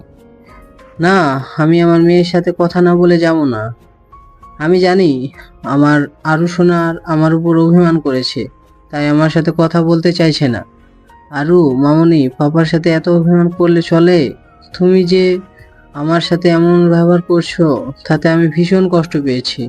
স্পর্শক, এই লোকটাকে এইসব ন্যাকামো বন্ধ করতে বলো, আর এখান থেকে চলে যেতে বলো। আপনি কি এখান থেকে যাবেন নাকি আমাকে অন্য কোনো ব্যবস্থা নিতে হবে? আরু মামুনি, এই শয়তানটা কি তোমাকে কিছু নিয়ে ভয় দেখিয়ে এসব বলতে বাধ্য করেছে? ভয়ের কিছু নেই, আমাকে বলতে পারো। স্পর্শক তোমার বা আমার কোনো ক্ষতি করতে পারবে না। স্পর্শক, তুমি এই লোকটাকে এক্ষুনি এই কেবিন থেকে বেরিয়ে যেতে বলো, না হলে কিন্তু আমি এখান থেকে চলে যাব। আর্নিয়া বেড থেকে উঠতে গেলে স্পর্শক ধরে শুইয়ে দেয় আর্নিয়াকে। স্পর্শক কয়েকটা গার্ড ডেকে এহসান খানকে ঘাড় ধাক্কা দিয়ে কেবিন থেকে বের করে দেয়। এহসান খান রেগে হাতে থাকা বুকেটা ছুঁড়ে ফেলে দেয়। তারপর হনহনিয়া হসপিটাল থেকে বের হয়ে যায়। স্পর্শক এখনো হাঁ করে আর্নিয়ার মুখের দিকে তাকিয়ে আছে। মুখ অফ করো, না হলে মশা ঢুকে যাবে। আর্নিয়ার কথায় স্পর্শক থতমত খেয়ে যায়। তাড়াতাড়ি নিজের মুখ বন্ধ করে ফেলে। আরু, তুমি তোমার বাবার সাথে এমন বিহেভ করলে কেন? উনি বাবা না, বাবা নামের কলঙ্ক। উনি কারো বাবা হওয়ার যোগ্যতা রাখেন না। এসব কি বলছো তুমি? স্পর্শক, আমার সবকিছু মনে পড়ে গেছে। সত্যি? স্পর্শক আনিয়াকে শোয়া অবস্থায় জড়িয়ে ধরে। হঠাৎ আনিয়া ফুপিয়ে কেঁদে দেয়। আনিয়ার কান্নার শব্দ শুনিয়ে স্পর্শক ব্যস্ত হয়ে যায়। আরো কি হয়েছে তোমার? কাঁদছো কেন? কোথায় কষ্ট হচ্ছে আমায় বলো। স্পর্শক, পাপা কি করে পারলো আমার আম্মা, বাবাই আর মামুনিকে খুন করতে? এখনো তাদের চিৎকার আমার কানে ভেসে আসে। এখনো মনে হচ্ছে তারা বলছে, আরুমা পালিয়ে যা, না হলে এই লোকটা তোকে মেরে ফেলবে। আরুমা, তুই স্পর্শকের কাছে চলে যা। স্পর্শক থাকতে কেউ তোর কোনো ক্ষতি করতে পারবে না। চোখের সামনে তাদের মরতে দেখেছি, তাকিয়ে থাকা ছাড়া আর কিচ্ছুই করার ছিল না। কি কষ্ট ছিল সেই মৃত্যু যন্ত্রণা। আরু, এহসান খান তোমার পাপা না? কি বলছো এসব? যা বলছি সত্যি। এহসান খান তোমার মামা। এটা কি করে সম্ভব? আমি ছোটবেলা থেকে জেনে এসেছি উনি আমার বাবা, আর আজকে তুমি হঠাৎ করে বলছো উনি আমার মামা। এতদিনেও তুমি খেয়াল করনি ওনার পদবী খান আর আমাদের পদবী আহমেদ। সবকিছু আমার মাথার উপর দিয়ে যাচ্ছে, আমি কিছুই বুঝতে পারছি না। তুমি আমাকে সব ক্লিয়ার করে বলো। উনি যদি আমার মামাই হন, তাহলে আমাকে কেন মারতে চাইলেন? নিজের বোনকে কি করে মেরে ফেললেন? মানুষ নিজের স্বার্থের জন্য সবকিছু করতে পারে জানো আরু পাখি। এই পৃথিবীর কিছু মানুষ বড্ড নিষ্ঠুর। তাদের কাছে অর্থের বাইরে সবকিছু মূল্যহীন। অর্থের কাছে সম্পর্কগুলো মূল্যহীন। তেমনি তোমার মামাও একজন অর্থলোভী মানুষ। টাকার নেশায় পড়ে নিজের বোনকে খুন করছেন, নিজের ভাইকে খুন করেছেন, এমনকি নিজের বাবাকেও খুন করতে চেয়েছিলেন। এভাবে ঘুরিয়ে পেঁচিয়ে না বলে তুমি ক্লিয়ার করে বলো। আজকে তোমাকে সবকিছু খুলে বলবো। সবকিছু সূচনা হয়েছিল আজ থেকে 20 বছর আগে। এহসান খান মানে তোমার বড় মামা সম্পত্তির জন্য তোমার নানাকে খাবারের সাথে বিষ মিশিয়ে মারতে চেয়েছিলেন, কিন্তু তিনি ব্যর্থ হন তোমার ছোট মামির জন্য। তোমার ছোট মামি এহসান খানকে খাবারে বিষ দিতে দেখে ফেলেন। তিনি গিয়ে বাড়ির সবাইকে বলে দেন এ কথা। তোমার নানা রেগে এহসান খানকে অনেক বাজে কথা বলে অপমান করে ঘাড় ধাক্কা দিয়ে বাড়ি থেকে বের করে দেন এবং ওনাকে ত্যায্য পুত্র করে দেন। তখন তিনি আমাদের বাসায় মিষ্টি মা মানে তোমার মার কাছে আসেন। তোমার মা বরাবরই বড় ভাই পাগল ছিলেন। ওনার কাছে পুরা দুনিয়া একদিকে, ওনার ভাই আরেকদিকে। এতটাই বিশ্বাস করতেন, ওনার মতে ওনার বড় ভাই কোনো অন্যায় কাজ করতেই পারেন না। এহসান খান এসে তোমার নানা আর ছোট মামার নামে মিথ্যা কথা বলেন মিষ্টিমার কাছে, আর উনি বিশ্বাস করে ফেলেন। মিষ্টিমা এহসান খানকে বিশ্বাস করে জীবনের সবচেয়ে বড় ভুলটা করেন। 20 বছর আগে। বোন, বাবা আমাকে বাড়ি থেকে বের করে দিলেন। এখন আমি কোথায় থাকবো? তোমার চিন্তার কোনো কারণ নেই। আজ থেকে তুমি এই আহমেদ ভিলাতে আমার কাছেই থাকবে। এ হয় না বোন, নিজের ছোট বোনের শ্বশুর বাড়িতে বড় ভাই হয়ে কি করে থাকবো? মিসেস রেশমি আহমেদ এগিয়ে এসে বললেন, কেন হয় না এহসান ভাই? আপনি আমাদের নিজের লোক ভাবতে পারছেন না? ছি ছি বোন, এইসব কি বলছো? তোমরাই তো আমার নিজের লোক। এহসান খান একটু নাটক করে বললেন, পলা, এহসান ভাই আজ থেকে এখানেই থাকবেন। তুই রহিমাকে গেস্ট রুম পরিষ্কার করতে বল। 6 বছরের ছোট্ট স্পর্শক দৌড়ে এহসান খানের কোলে ওঠে। স্পর্শক ছোটবেলা থেকেই তার মম আর মিষ্টি মা ছাড়া অন্য কোনো মেয়ের ধারে কাছেও যেত না। সেই বরাবরই ছেলেদের সাথে মিশতে পছন্দ করত। স্পর্শকের মা তার বাবা মার একমাত্র সন্তান হওয়ায় স্পর্শকের কোনো মামা ছিল না, তাই এহসান খানের সাথে বেশ ভাব ছিল। বিকেলে 2 ভাই নিলয় আহমেদ আর নীল আহমেদ অফিস থেকে ফিরলেন। 2 ভাই এসেই ড্রয়িং রুমের সোফায় গা এলিয়ে দিলেন। পলা আহমেদকে সিঁড়ি দিয়ে একা নামতে দেখে রেগে যান নীল আহমেদ। পলা আহমেদ 8 মাসের অন্তঃসত্ত্বা। ছোট স্পর্শক তো এখন থেকেই ঠিক করে রেখেছে বড় হয়ে সে আর্নিয়াকে বিয়ে করবে। স্পর্শিয়া আহমেদ আর্নিয়া নামটাও স্পর্শক নিজের নামের সাথে মিলিয়ে রেখেছে। দেখতে দেখতে কেটে যায় 2টা মাস। জন্ম হয় আর্নিয়ার। আর্নিয়াকে কোলে নিয়ে স্পর্শকের সে কি আনন্দ! সে তার বউকে সবার প্রথম কোলে নিয়েছে। নিলয় আহমেদ আর নীল আহমেদ স্পর্শক আর আর্নিয়ার বিয়ে ঠিক করে রাখেন। আর্নিয়ার বয়স 1 বছর। হঠাৎ করেই নীল আহমেদের ব্লাড ক্যান্সার ধরা পড়ে। লাস্ট স্টেজে হওয়ায় চিকিৎসা করেও কোনো উন্নতি হয়নি। বেশ কিছুদিনের মাঝেই আর্নিয়াকে বুকে জড়িয়ে শেষ নিঃশ্বাস ত্যাগ করেন নীল আহমেদ। পরিবার প্রিয়জন সবাইকে ছেড়ে চিরকালের মতো চলে যান নীল আহমেদ। নিজের স্বামীকে হারিয়ে ভেঙে পড়েন পলা আহমেদ। তখন এহসান খান দায়িত্ব নেয় আর্নিয়ার। যখন থেকে আর্নিয়া কথা বলতে পারে তখন থেকে এহসান খানকে বাবা ডাকে। সময় সময়ের মতো চলতে থাকে। সময় কারোর জন্য থেমে থাকে না, তেমনি কারোর জন্য কারো জীবন থেমে থাকে না। পলা আহমেদ নিজের ভালোবাসার মানুষটিকে ছাড়া বাঁচতে শিখে গেছে। আর্নিয়ার বয়স 14 বছর আর স্পর্শকের বয়স 20 বছর। দুজনের মধ্যে সাপে নেউলের সম্পর্ক। আবার কেউ কাউকে ছাড়া 1 মিনিটের জন্য থাকতে পারে না। দুজন দুজনকে ভালোবাসে ঠিকই, কিন্তু কেউ কারো কাছে প্রকাশ করে না। স্পর্শক লন্ডনের নামকরা ভার্সিটিতে চান্স পায়, কিন্তু সে যাবে না। সে তার আর্নিয়াকে ছাড়া থাকতে পারবে না। সবাই মিলে তাকে অনেক বুঝায়, সে রাজি হয়, তবে তার একটা শর্ত আছে। আর্নিয়ার সাথে যদি তার বিয়ে দেয় তবেই লন্ডন যাবে, আর না হলে না। আর কোনো উপায় না পেয়ে সবাই রাজি হয়ে যায়। ঘরোয়াভাবে স্পর্শকের সাথে আর্নিয়ার বিয়ের ব্যবস্থা করেন নিলয় আহমেদ। দুজনই প্রাপ্তবয়স্ক হলে ধুমধাম করে বিয়ে দেওয়া হবে। 1 সপ্তাহ পরে স্পর্শক লন্ডন চলে যাবে 3 বছরের জন্য। তাই আজকে স্পর্শক আর আর্নিয়ার বিয়ে। স্বাভাবিকভাবে তাদের বিয়ে হয়। স্পর্শকের ইচ্ছেতে আর্নিয়া আজকে লাল টুকটুকে পৌঁছে এসেছে। আজকে আর্নিয়ার থেকে চোখ ফেরানো তাই হয়ে গেছে। গোল্ডেন কালার শেরওয়ানিতে প্রিন্সের থেকে কোনো অংশে কম লাগছে না স্পর্শককে। বাসর ঘরে বসে আছে আর্নিয়া, তার থেকে 5 ইঞ্চি দূরে বসে আছে স্পর্শক।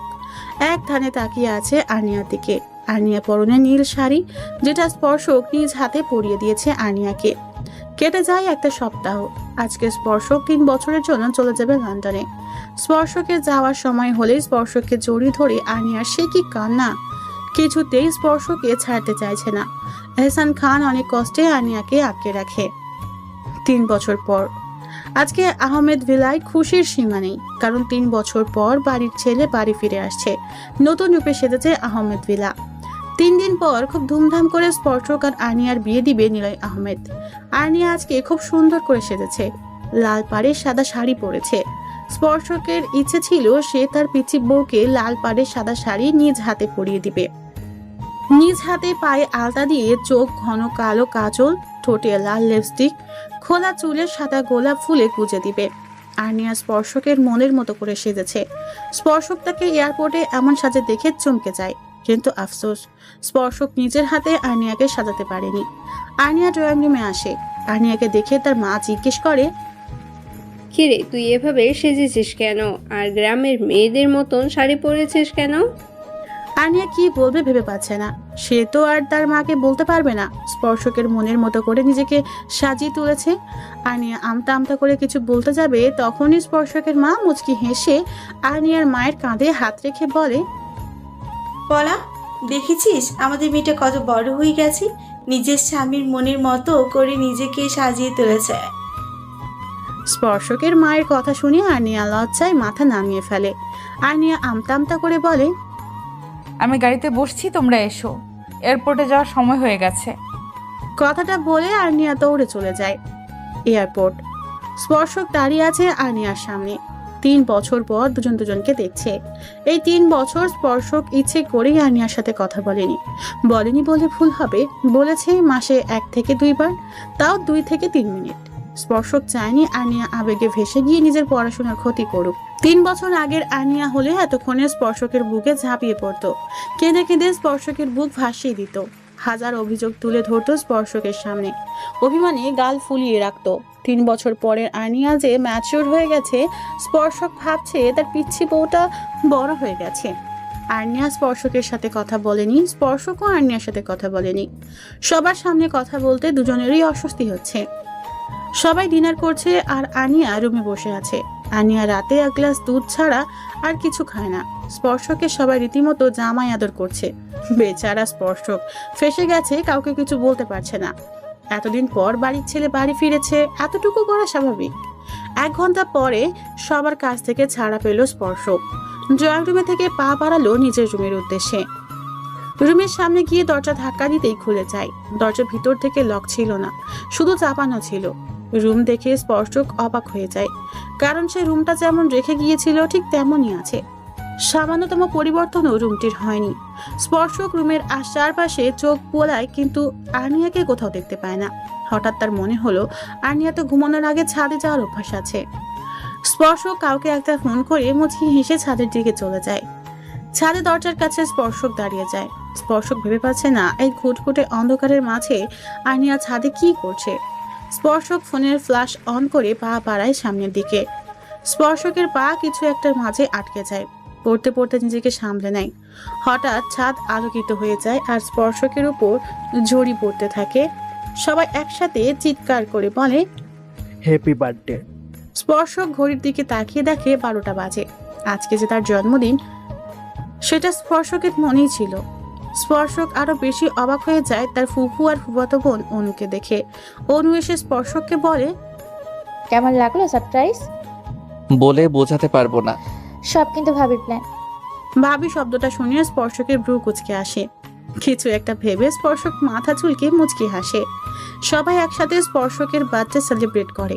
সেলিব্রেশনের শেষে ঘুমানোর জন্য সবাই নিজের রুমের উদ্দেশ্যে পা বাড়ায়। আর্নিয়া যেতে নিলে স্পর্শক আর্নিয়ার হাত টেনে ধরে, এক টান দিয়ে নিজের কাছে নিয়ে আসে। কোমর জড়িয়ে ধরে আর্নিয়াকে নিজের সাথে মিশিয়ে নেয় স্পর্শক। আমি আসার পর থেকে তুই আমার সাথে একটা কথা বলিসনি। আমার পিচ্চি বউটা কি আমার উপর খুব বেশি অভিমান করেছে? মাথা নাড়িয়ে অসম্মতি জানাই যে সে অভিমান করেনি। তাহলে কথা বলছিস না কেন? আর্নিয়া নিজেকে স্পর্শকের কাছ থেকে ছাড়িয়ে 2 হাত রেলিংয়ে রেখে আকাশের দিকে তাকিয়ে বলে, 3টা বছর আপনার সাথে দেখা হয়নি, কথা হয়েছে, তবু অপরিচিতদের মতো কেমন আছো এটুকু জিজ্ঞেস করতেন। আমার উত্তর শোনার পরই ফোন কেটে দিতেন। আপনি কেমন আছেন এটা জিজ্ঞেস করার সময় পর্যন্ত দিতেন না। হয়তো এটা আমার ভালোর জন্যই করেছেন। এতদিন কথা না বলার কারণে আপনার সাথে কথা বলতে অস্বস্তি হচ্ছে। হওয়াটা কি স্বাভাবিক নয়? সবাই বলে দূরত্ব নাকি ভালোবাসা বাড়ায়। আমার মতে অনেক সময় দূরত্বের জন্য ভালোবাসা হারিয়ে যায়।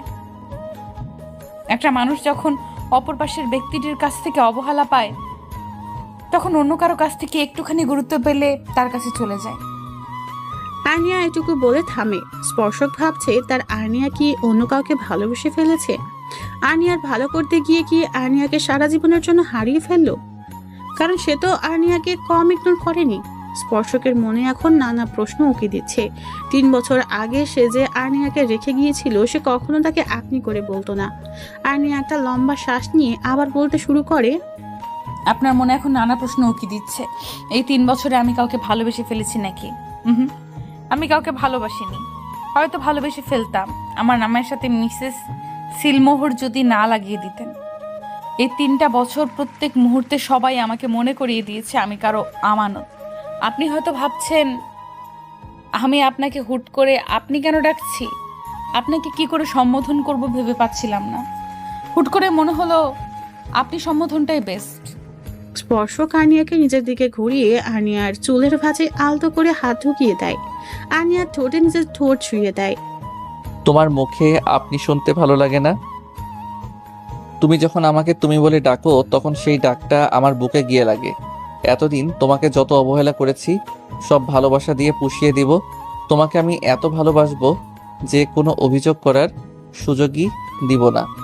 আর্নিয়া স্পর্শকে জড়িয়ে ধরে। স্পর্শকও 2 হাত দিয়ে আগলে নেয় তার প্রিয়সীকে। চলে যায় 1 বছর। আর্নিয়া আর স্পর্শক সুখে শান্তিতে সংসার করছে। আর্নিয়া 9 মাসের অন্তঃসত্ত্বা। স্পর্শক অফিসে যাওয়ার জন্য রেডি হচ্ছে আর আর্নিয়া স্পর্শককে সবকিছু এগিয়ে দিচ্ছে। স্পর্শক আর্নিয়াকে কড়া গলায় বলে, সিঁড়ি দিয়ে একদম নামবে না, একা একা ওয়াশরুমে যাবে না, মা অথবা মিষ্টি মা কাউকে ডাক দিবে, টাইমলি খাবার খাবে।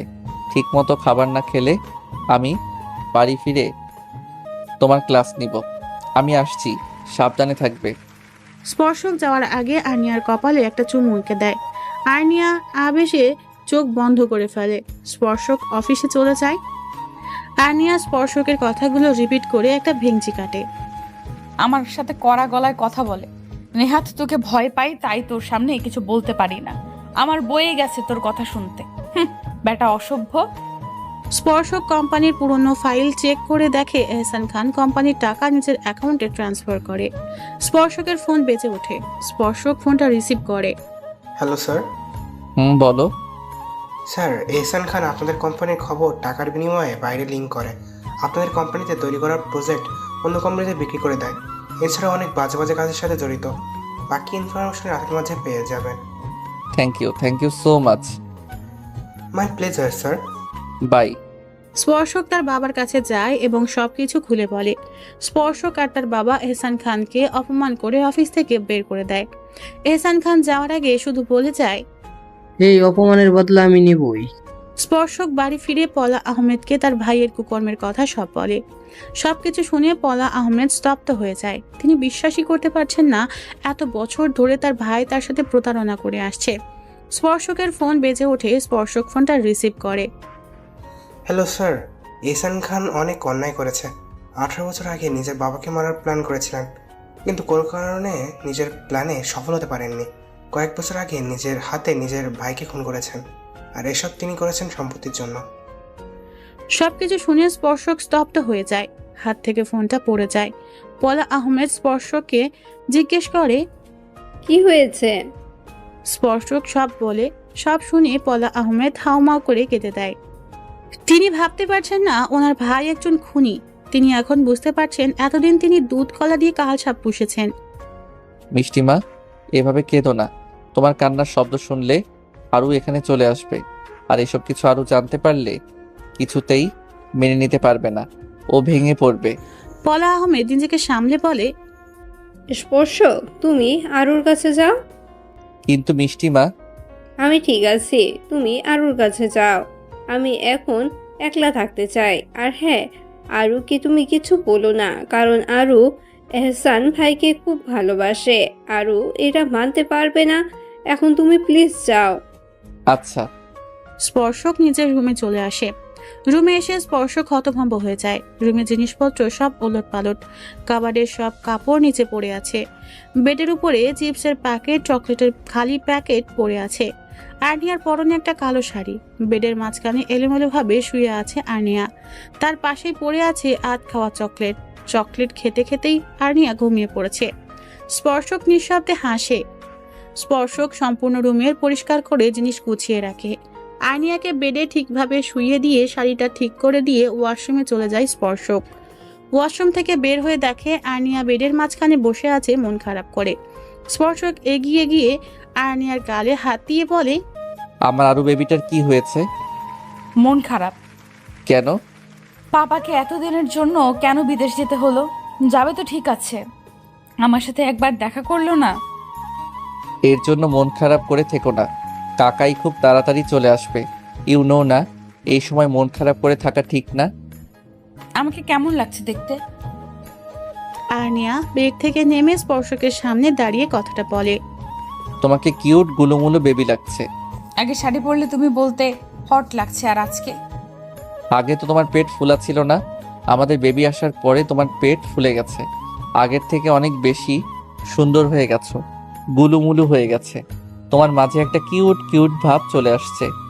তার মানে আমাকে আগে কিউট লাগতো না? লাগতো, কিন্তু এখন একটু বেশি কিউট লাগে। আগের থেকে অনেক বেশি মোটা হয়ে গেছি, তার মানে আমার ওজন অনেকটাই বেড়ে গেছে। তুমি এখন আর কথায় কথায় আমাকে কোলে তুলে নিতে পারবে না। স্পর্শক আর্নিয়াকে কোলে তুলে নেয়। তোমার কি আমাকে এতটাই দুর্বল মনে হয় যে নিজের বউ আর বাচ্চাকে একসাথে কোলে নিতে পারবো না? তোমার মতো 3টা আর্নিয়াকে একসাথে কোলে নিতে পারবো। এভাবে কেটে গেল 15টা দিন। এই 15টা দিন স্পর্শক 1 সেকেন্ডের জন্য আর্নিয়ার পাশ থেকে নড়েনি। আজকে বাধ্য হয়েই তাকে অফিসে যেতে হলো। আজকে অফিসে একটা ইম্পর্টেন্ট মিটিং ছিল, যদি অ্যাটেন্ড না করে তাদের অনেক লস হয়ে যাবে। তাই বাধ্য হয়ে স্পর্শক অফিসে গেল। সকাল 10টা। আর্নিয়া সোফায় বসে আচার খাচ্ছে আর টিভি দেখছে। তখনই কলিং বেল বেজে ওঠে। আর্নিয়া ভাবে স্পর্শক এসেছে, কারণ স্পর্শক যাওয়ার আগে বলে গিয়েছিল যত দ্রুত সম্ভব মিটিং শেষ করে চলে আসবে। দরজা খুলতেই দেখে এহসান খান দাঁড়িয়ে আছে। এতদিন পরে নিজের পাপাকে দেখে খুশিতে গদগদ হয়ে জড়িয়ে ধরে। পাপা, তুমি কেমন আছো? জানো তোমাকে কত... এহসান খান আর্নিয়ার কথাটা শেষ করতে দেয় না, তার আগেই ধাক্কা দিয়ে আর্নিয়াকে নিজের থেকে সরিয়ে দেয়। ধাক্কাটা জোরে হওয়ায় আর্নিয়ার মাথা দেয়ালে লাগে। কপাল কেটে চুইয়ে চুইয়ে রক্ত পড়তে থাকে। আর্নিয়ার মাথা ঝিম মেরে আসছে। স্পর্শকের বাবা চিৎকার করে বলে, এটা তুমি কি করলে এহসান? আর্নিয়ার মা আর্নিয়ার কাছে আসতে চাইলে এহসান খান তাকে ধাক্কা দিয়ে সোফায় ফেলে দেয়। এই তোরা ভিতরে আয়।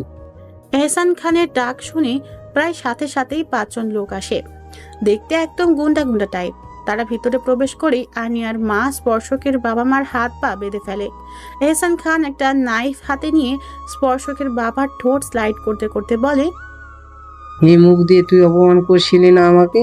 এই মুখই যদি তোর কাছে না থাকে তাহলে অপমান করবি কি করে? আর্নিয়ার মা চিৎকার করে বলছে, আরু মা, তুই এখান থেকে চলে যা, না হলে ওই লোকটা তোকে মেরে ফেলবে। তুই স্পর্শকের কাছে চলে যা, স্পর্শক তোর কোনো ক্ষতি হতে দিবে না। এহসান খান স্পর্শকের বাবার মুখে অ্যাসিড ছুড়ে মারে। গলা কাটা মুরগির মতো ছটপট করতে থাকে নিলয় আহমেদ।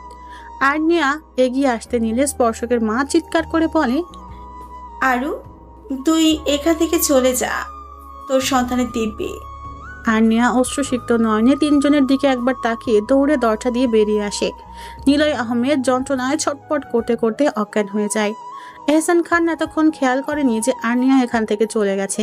উনি যখনই বুঝতে পারলেন আর্নিয়া এখানে নেই, তখনই একজন ডেকে বললে, রনি, দেখ তো মেয়েটা কই গেল? এই অবস্থায় বেশি দূর যেতে পারবে না। এহসান খান বলার সাথে সাথেই 2টো লোক বেরিয়ে গেল আর্নিয়াকে খুঁজতে। এহসান খান স্পর্শকের বাবার কাছ থেকে সম্পত্তির দলিলে টিপসই নিতে গেলে তাচ্ছিল্য স্বরে স্পর্শকের মা বলে, যত যাই করো, কোনো প্রপার্টি তুমি পাবে না, কারণ নিলয়ের নামে কোনো প্রপার্টি নেই। এহসান খান বেশ রেগে যায়। এত বছর ধরে এই প্রপার্টির জন্য এত অভিনয় করলো, এখন বলে সেই প্রপার্টি পাবে না। এহসান খান রেগে পরপর 6টা গুলি করে শেষ করে দেয় 3টি মানুষের জীবন। আর্নিয়া আর দৌড়াতে পারছে না, তার পেটে তীব্র যন্ত্রণা হচ্ছে। আর্নিয়া পিছনে তাকিয়ে দেখে ছেলে দুটো তার কাছেই চলে এসেছে। আর্নিয়া পিছনের বিপদকে খেয়াল করতে গিয়ে সামনের বিপদই খেয়াল করেনি। একটা গাড়ি এসে আর্নিয়াকে ধাক্কা দিয়ে ফেলে দেয় রাস্তার পাশে। আর্নিয়ার মাথা গিয়ে পড়ে পাথরের উপর। বর্তমানে স্পর্শকের বুকে মাথা রেখে ফুপিয়ে কাঁদছে আর্নিয়া। স্পর্শক আমাদের সন্তান। একটু পরেই দেখতে পাবে। স্পর্শক আমাদের সন্তান, তার মানে আমাদের সন্তান বেঁচে আছে। হুম। কিন্তু ওই দিন আমরা কি করে বেঁচে গেলাম? তোমার তো মনে আছে তুমি অ্যাক্সিডেন্ট করেছিলে। হুম। ওই দিন আমার মিটিংটা তাড়াতাড়ি শেষ হয়ে যায় এবং আমাদের ডিলটা ফাইনাল হয়ে যায়। আমি তাড়াতাড়ি বাসায় যাওয়ার জন্য বের হই। বাসার কাছাকাছি আসতেই মনে পড়ে তুমি বলেছিলে তেঁতুলের আচার নিয়ে যেতে, তাই আমি গাড়ি থেকে বের হয়ে দোকান থেকে আচার কিনি। আচার কেনার শেষে যখন গাড়িতে উঠতে যাব তখনই দেখি একটু দূরে অনেকগুলো একসাথে মানুষ ভিড় করে দাঁড়িয়ে আছে। আমি কৌতূহল বশত একটু এগিয়ে যাই। তখন একজনের কাছ থেকে জানতে পারি একটা মেয়ে অ্যাক্সিডেন্ট করছে। অ্যাক্সিডেন্ট কেস বলে কেউ সাহায্য করছে না, মেয়েটা নাকি সন্তান সম্ভবা। হুট করে তোমার কথাটা আমার মাথায় আসে, আজ যদি এই মেয়েটার জায়গায় তুমি থাকতে, এটা ভাবতেই আমার ভিতরে মোচড় দিয়ে ওঠে। আমি দ্রুত এগিয়ে যাই মেয়েটাকে সাহায্য করার জন্য। মেয়েটাকে দেখে আমার পৃথিবী থমকে যায়, কারণ মেয়েটি তুমি ছিলে। আমি তোমাকে কোলে নিয়ে দৌড়ে গাড়িতে নিয়ে আসি। আমি দ্রুত গাড়ি ড্রাইভ করতে থাকি আর তোমাকে ডাকতে থাকি, কিন্তু তুমি কোনো রেসপন্স করনি। হসপিটালে নিয়ে যাওয়ার পরপরই তোমাকে অপারেশন থিয়েটারে নিয়ে যাওয়া হয়। ডক্টর বলেছিল তোমার কন্ডিশন সিরিয়াস। আমি অনেক ভেঙে পড়ি, কিন্তু আমাকে সান্ত্বনা দেওয়ার মতো কেউ ছিল না আমার পাশে। 3 ঘন্টা পর একটা নার্স তোয়ালে মোড়ানো একটা পিচ্ছি বাবুকে আমার কোলে তুলে দেয়। নার্স আমাকে কংগ্রেস জানিয়ে বলে আমার ছেলে হয়েছে। বাবুকে কোলে নিয়ে আমার ভীষণ ভয় করছিল, যদি হাত থেকে পড়ে যায়। আল্লাহর অসীম রহমতে ওই দিন তোমরা দুজনেই সুস্থ হয়ে গিয়েছিলে। ডক্টর বলেছিল 3-4 ঘন্টার মাঝে তোমার জ্ঞান ফিরে আসবে। আমার মাথায় হঠাৎ করে একটা প্রশ্ন উদয় হয়, তুমি রাস্তায় একা কি করছিলে? আর তুমি অ্যাক্সিডেন্টই বা কিভাবে করলে? আমি বাসায় ফোন দেই, কিন্তু কেউ ফোন ধরে না। আমি তাড়াতাড়ি বাসায় চলে যাই। বাসার সামনে কোনো গার্ড না দেখে আমার মনে ভয় জেগে ওঠে। আমি দ্রুত বাসার ভিতরে প্রবেশ করি, কিন্তু কাউকে দেখতে পাই না। ড্রয়িং রুম জুড়ে শুধু রক্ত আর রক্ত। রক্ত দেখে আমার ভিতরটা মোচড় দিয়ে ওঠে। আমি সবাইকে ডাকি, কিন্তু কেউ সাড়া দেয় না। একটু এগিয়ে দেখি করিম কাকা পড়ে আছে। বুঝতে পারি করিম কাকা সেন্সলেস হয়ে গেছে। ওনার চোখে মুখে পানি দিতেই সেন্স ফিরে এসেছিল। ওনাকে জিজ্ঞেস করতেই উনি সব বলেন। মম, ড্যাড আর মিষ্টি মাকে মেরে ফেলেছে আর তাদের নিয়ে গেছে ব্রিজ থেকে ফেলে দেওয়ার জন্য। আমার মনে পড়ে তুমি হসপিটালে একা আছো আর তোমার বিপদের আশঙ্কা আছে। আমি আবার হসপিটালে চলে আসি। আমি যেটা ভাবছিলাম ঠিক সেটাই হলো। এহসান খানের লোকেরা তোমাকে তুলে নিয়ে যায়। ডক্টর বলেছিল তোমার স্মৃতিশক্তি হারিয়ে ফেলেছিলে, তাই যে যেটা বলেছে সেটাই বিশ্বাস করে নিয়েছ। ডক্টররা তোমাকে আটকানোর চেষ্টা করে, তুমি কারো কথা না শুনেই চলে যাও। এহসান খান তোমার সাথে আমাদের ছেলেকেও তুলে নিয়ে যেত যদি জানতো আমাদের সন্তান হয়েছে। আমি আমাদের সন্তানকে নিয়ে যাই এবং নিজের মতো করে বড় করতে থাকি। আর এতদিনে নিজেকে প্রিপেয়ার করতে থাকি এহসান খানের সাথে লড়াই করার জন্য। এতদিনে এহসান খান তোমাকে ড্রাগস অ্যাডিক্টেড বানিয়ে ফেলে। একদিন হুট করে পরিকল্পনা করে তোমার সাথে দেখা করি। তারপর থেকে তো আপনারা জানেনই। স্পর্শক, আমি ওই লোকটাকে নিজের হাতে শাস্তি দিতে চাই। অবশ্যই দিবে, আগে তুমি সুস্থ হও তারপর। আমি ওই লোকটাকে এক্ষুনি শাস্তি দিতে চাই। এহসান খানকে আমি 2 ঘন্টার মাঝে আমার সামনে দেখতে চাই। স্পর্শক তার লোকদের ফোন করে বলে, এহসান খানকে 1 ঘন্টার মাঝে আমার সামনে দেখতে চাই। স্পর্শক, আমাদের ছেলের নাম কি আর ও এখন কোথায়? আমাদের ছেলের নাম স্পন্দন আর ও তোমাদের সন্তান এখানে। অনু একটা ছেলেকে নিয়ে কেবিনের দরজার সামনে দাঁড়িয়ে আছে। আর্নিয়া স্পর্শকের দিকে তাকিয়ে আছে। স্পর্শক ইশারায় বোঝায় এটাই তাদের সন্তান। আর্নিয়ার 2 হাত মেলে ধরে ছেলেটি দৌড়ে এসে 2 হাতে জাপটে জড়িয়ে ধরে আর্নিয়াকে। মাম্মা, জানো এতদিন আমি তোমাকে কত মিস করেছি। পাপাকে বলেছি তোমাকে নিয়ে আসতে, কিন্তু পাপা বলেছিল তুমি নাকি আমার ওপর রাগ করে আছো, তাই আসবে না। আর্নিয়া চোখ রাঙিয়ে স্পর্শকের দিকে তাকায়। স্পর্শক মাথা চুলকে একটা বেকল মার্কা হাসি দেয়। অনু বুঝতে পারছে এখনই কোনো ঝড় শুরু হয়ে যেতে পারে, তাই পরিস্থিতি সামলানোর জন্য বলে, আরও তুই আমাকে আর স্পর্শকে কি করে ভুল বুঝলি? তুই ভাবলি কি করে স্পর্শক আমাকে লিপকিস করেছে? আমি স্পর্শকের ফোন কেড়ে নিয়ে আমার পিছনে লুকিয়ে ফেলেছিলাম। আর স্পর্শক ফোন নেওয়ার জন্য আমার দিকে ঝুঁকে গিয়েছিল। তুই ভাবলি স্পর্শক আমাকে কিস করেছে আর এমন একটা হাজার মার্কা সুইসাইড করার সিদ্ধান্ত নিলি? আমার তো তখন স্মৃতি ছিল না, তাই তোমাদের ভুল বুঝেছি। তুমি আসার পর থেকে স্পর্শক আর আগের মতো খেয়াল রাখে না। রাতে তোমাকে স্পর্শক বলেছিল আমি সুস্থ হয়ে গেলে আমাকে ডিভোর্স দিয়ে দেবে। ওই দিন রাতে স্পর্শ আমার সাথে ঘুমায়নি। পরের দিন আমাকে না বলে বাসা থেকে বের হয়ে যায়। এইসব থেকেই ভুল বোঝাবুঝি শুরু হয়। যখন তোমাদের কিসিং সিন দেখি আমার দুনিয়া থমকে যায়। মাথায় একটা কথাই ঘুরছিল, স্পর্শক আমাকে ভালোবাসে না, আমাকে ডিভোর্স দিয়ে দিবে। আমার বেঁচে থাকার কোনো মানেই হয় না, তাই এমন ডিসিশন নেই। স্পর্শক আর অনু দুইজনই আর্নিয়ার দিকে চোখ বড় বড় করে তাকায়। স্পর্শক মাথায় হাত দিয়ে বলে, এই মেয়ে কিসের মাঝে কি লাগিয়ে দিয়েছে? আমি অনু আর প্রান্ত ভাইয়া ডিভোর্সের কথা বলছিলাম, আর এই মেয়ে ভেবেছে আমি তাকে ডিভোর্স দিব। ওই দিন রাতে আমি অনেক রাত পর্যন্ত জেগে কাজ করেছিলাম, তাই তোমার সাথে ঘুমাইনি। সকালে প্রান্ত ভাইয়া আর্জেন্ট দেখা করতে বলে, তাই তোমাকে বলে যেতে পারিনি। ডিভোর্স কেন হবে? এখন আর হবে না।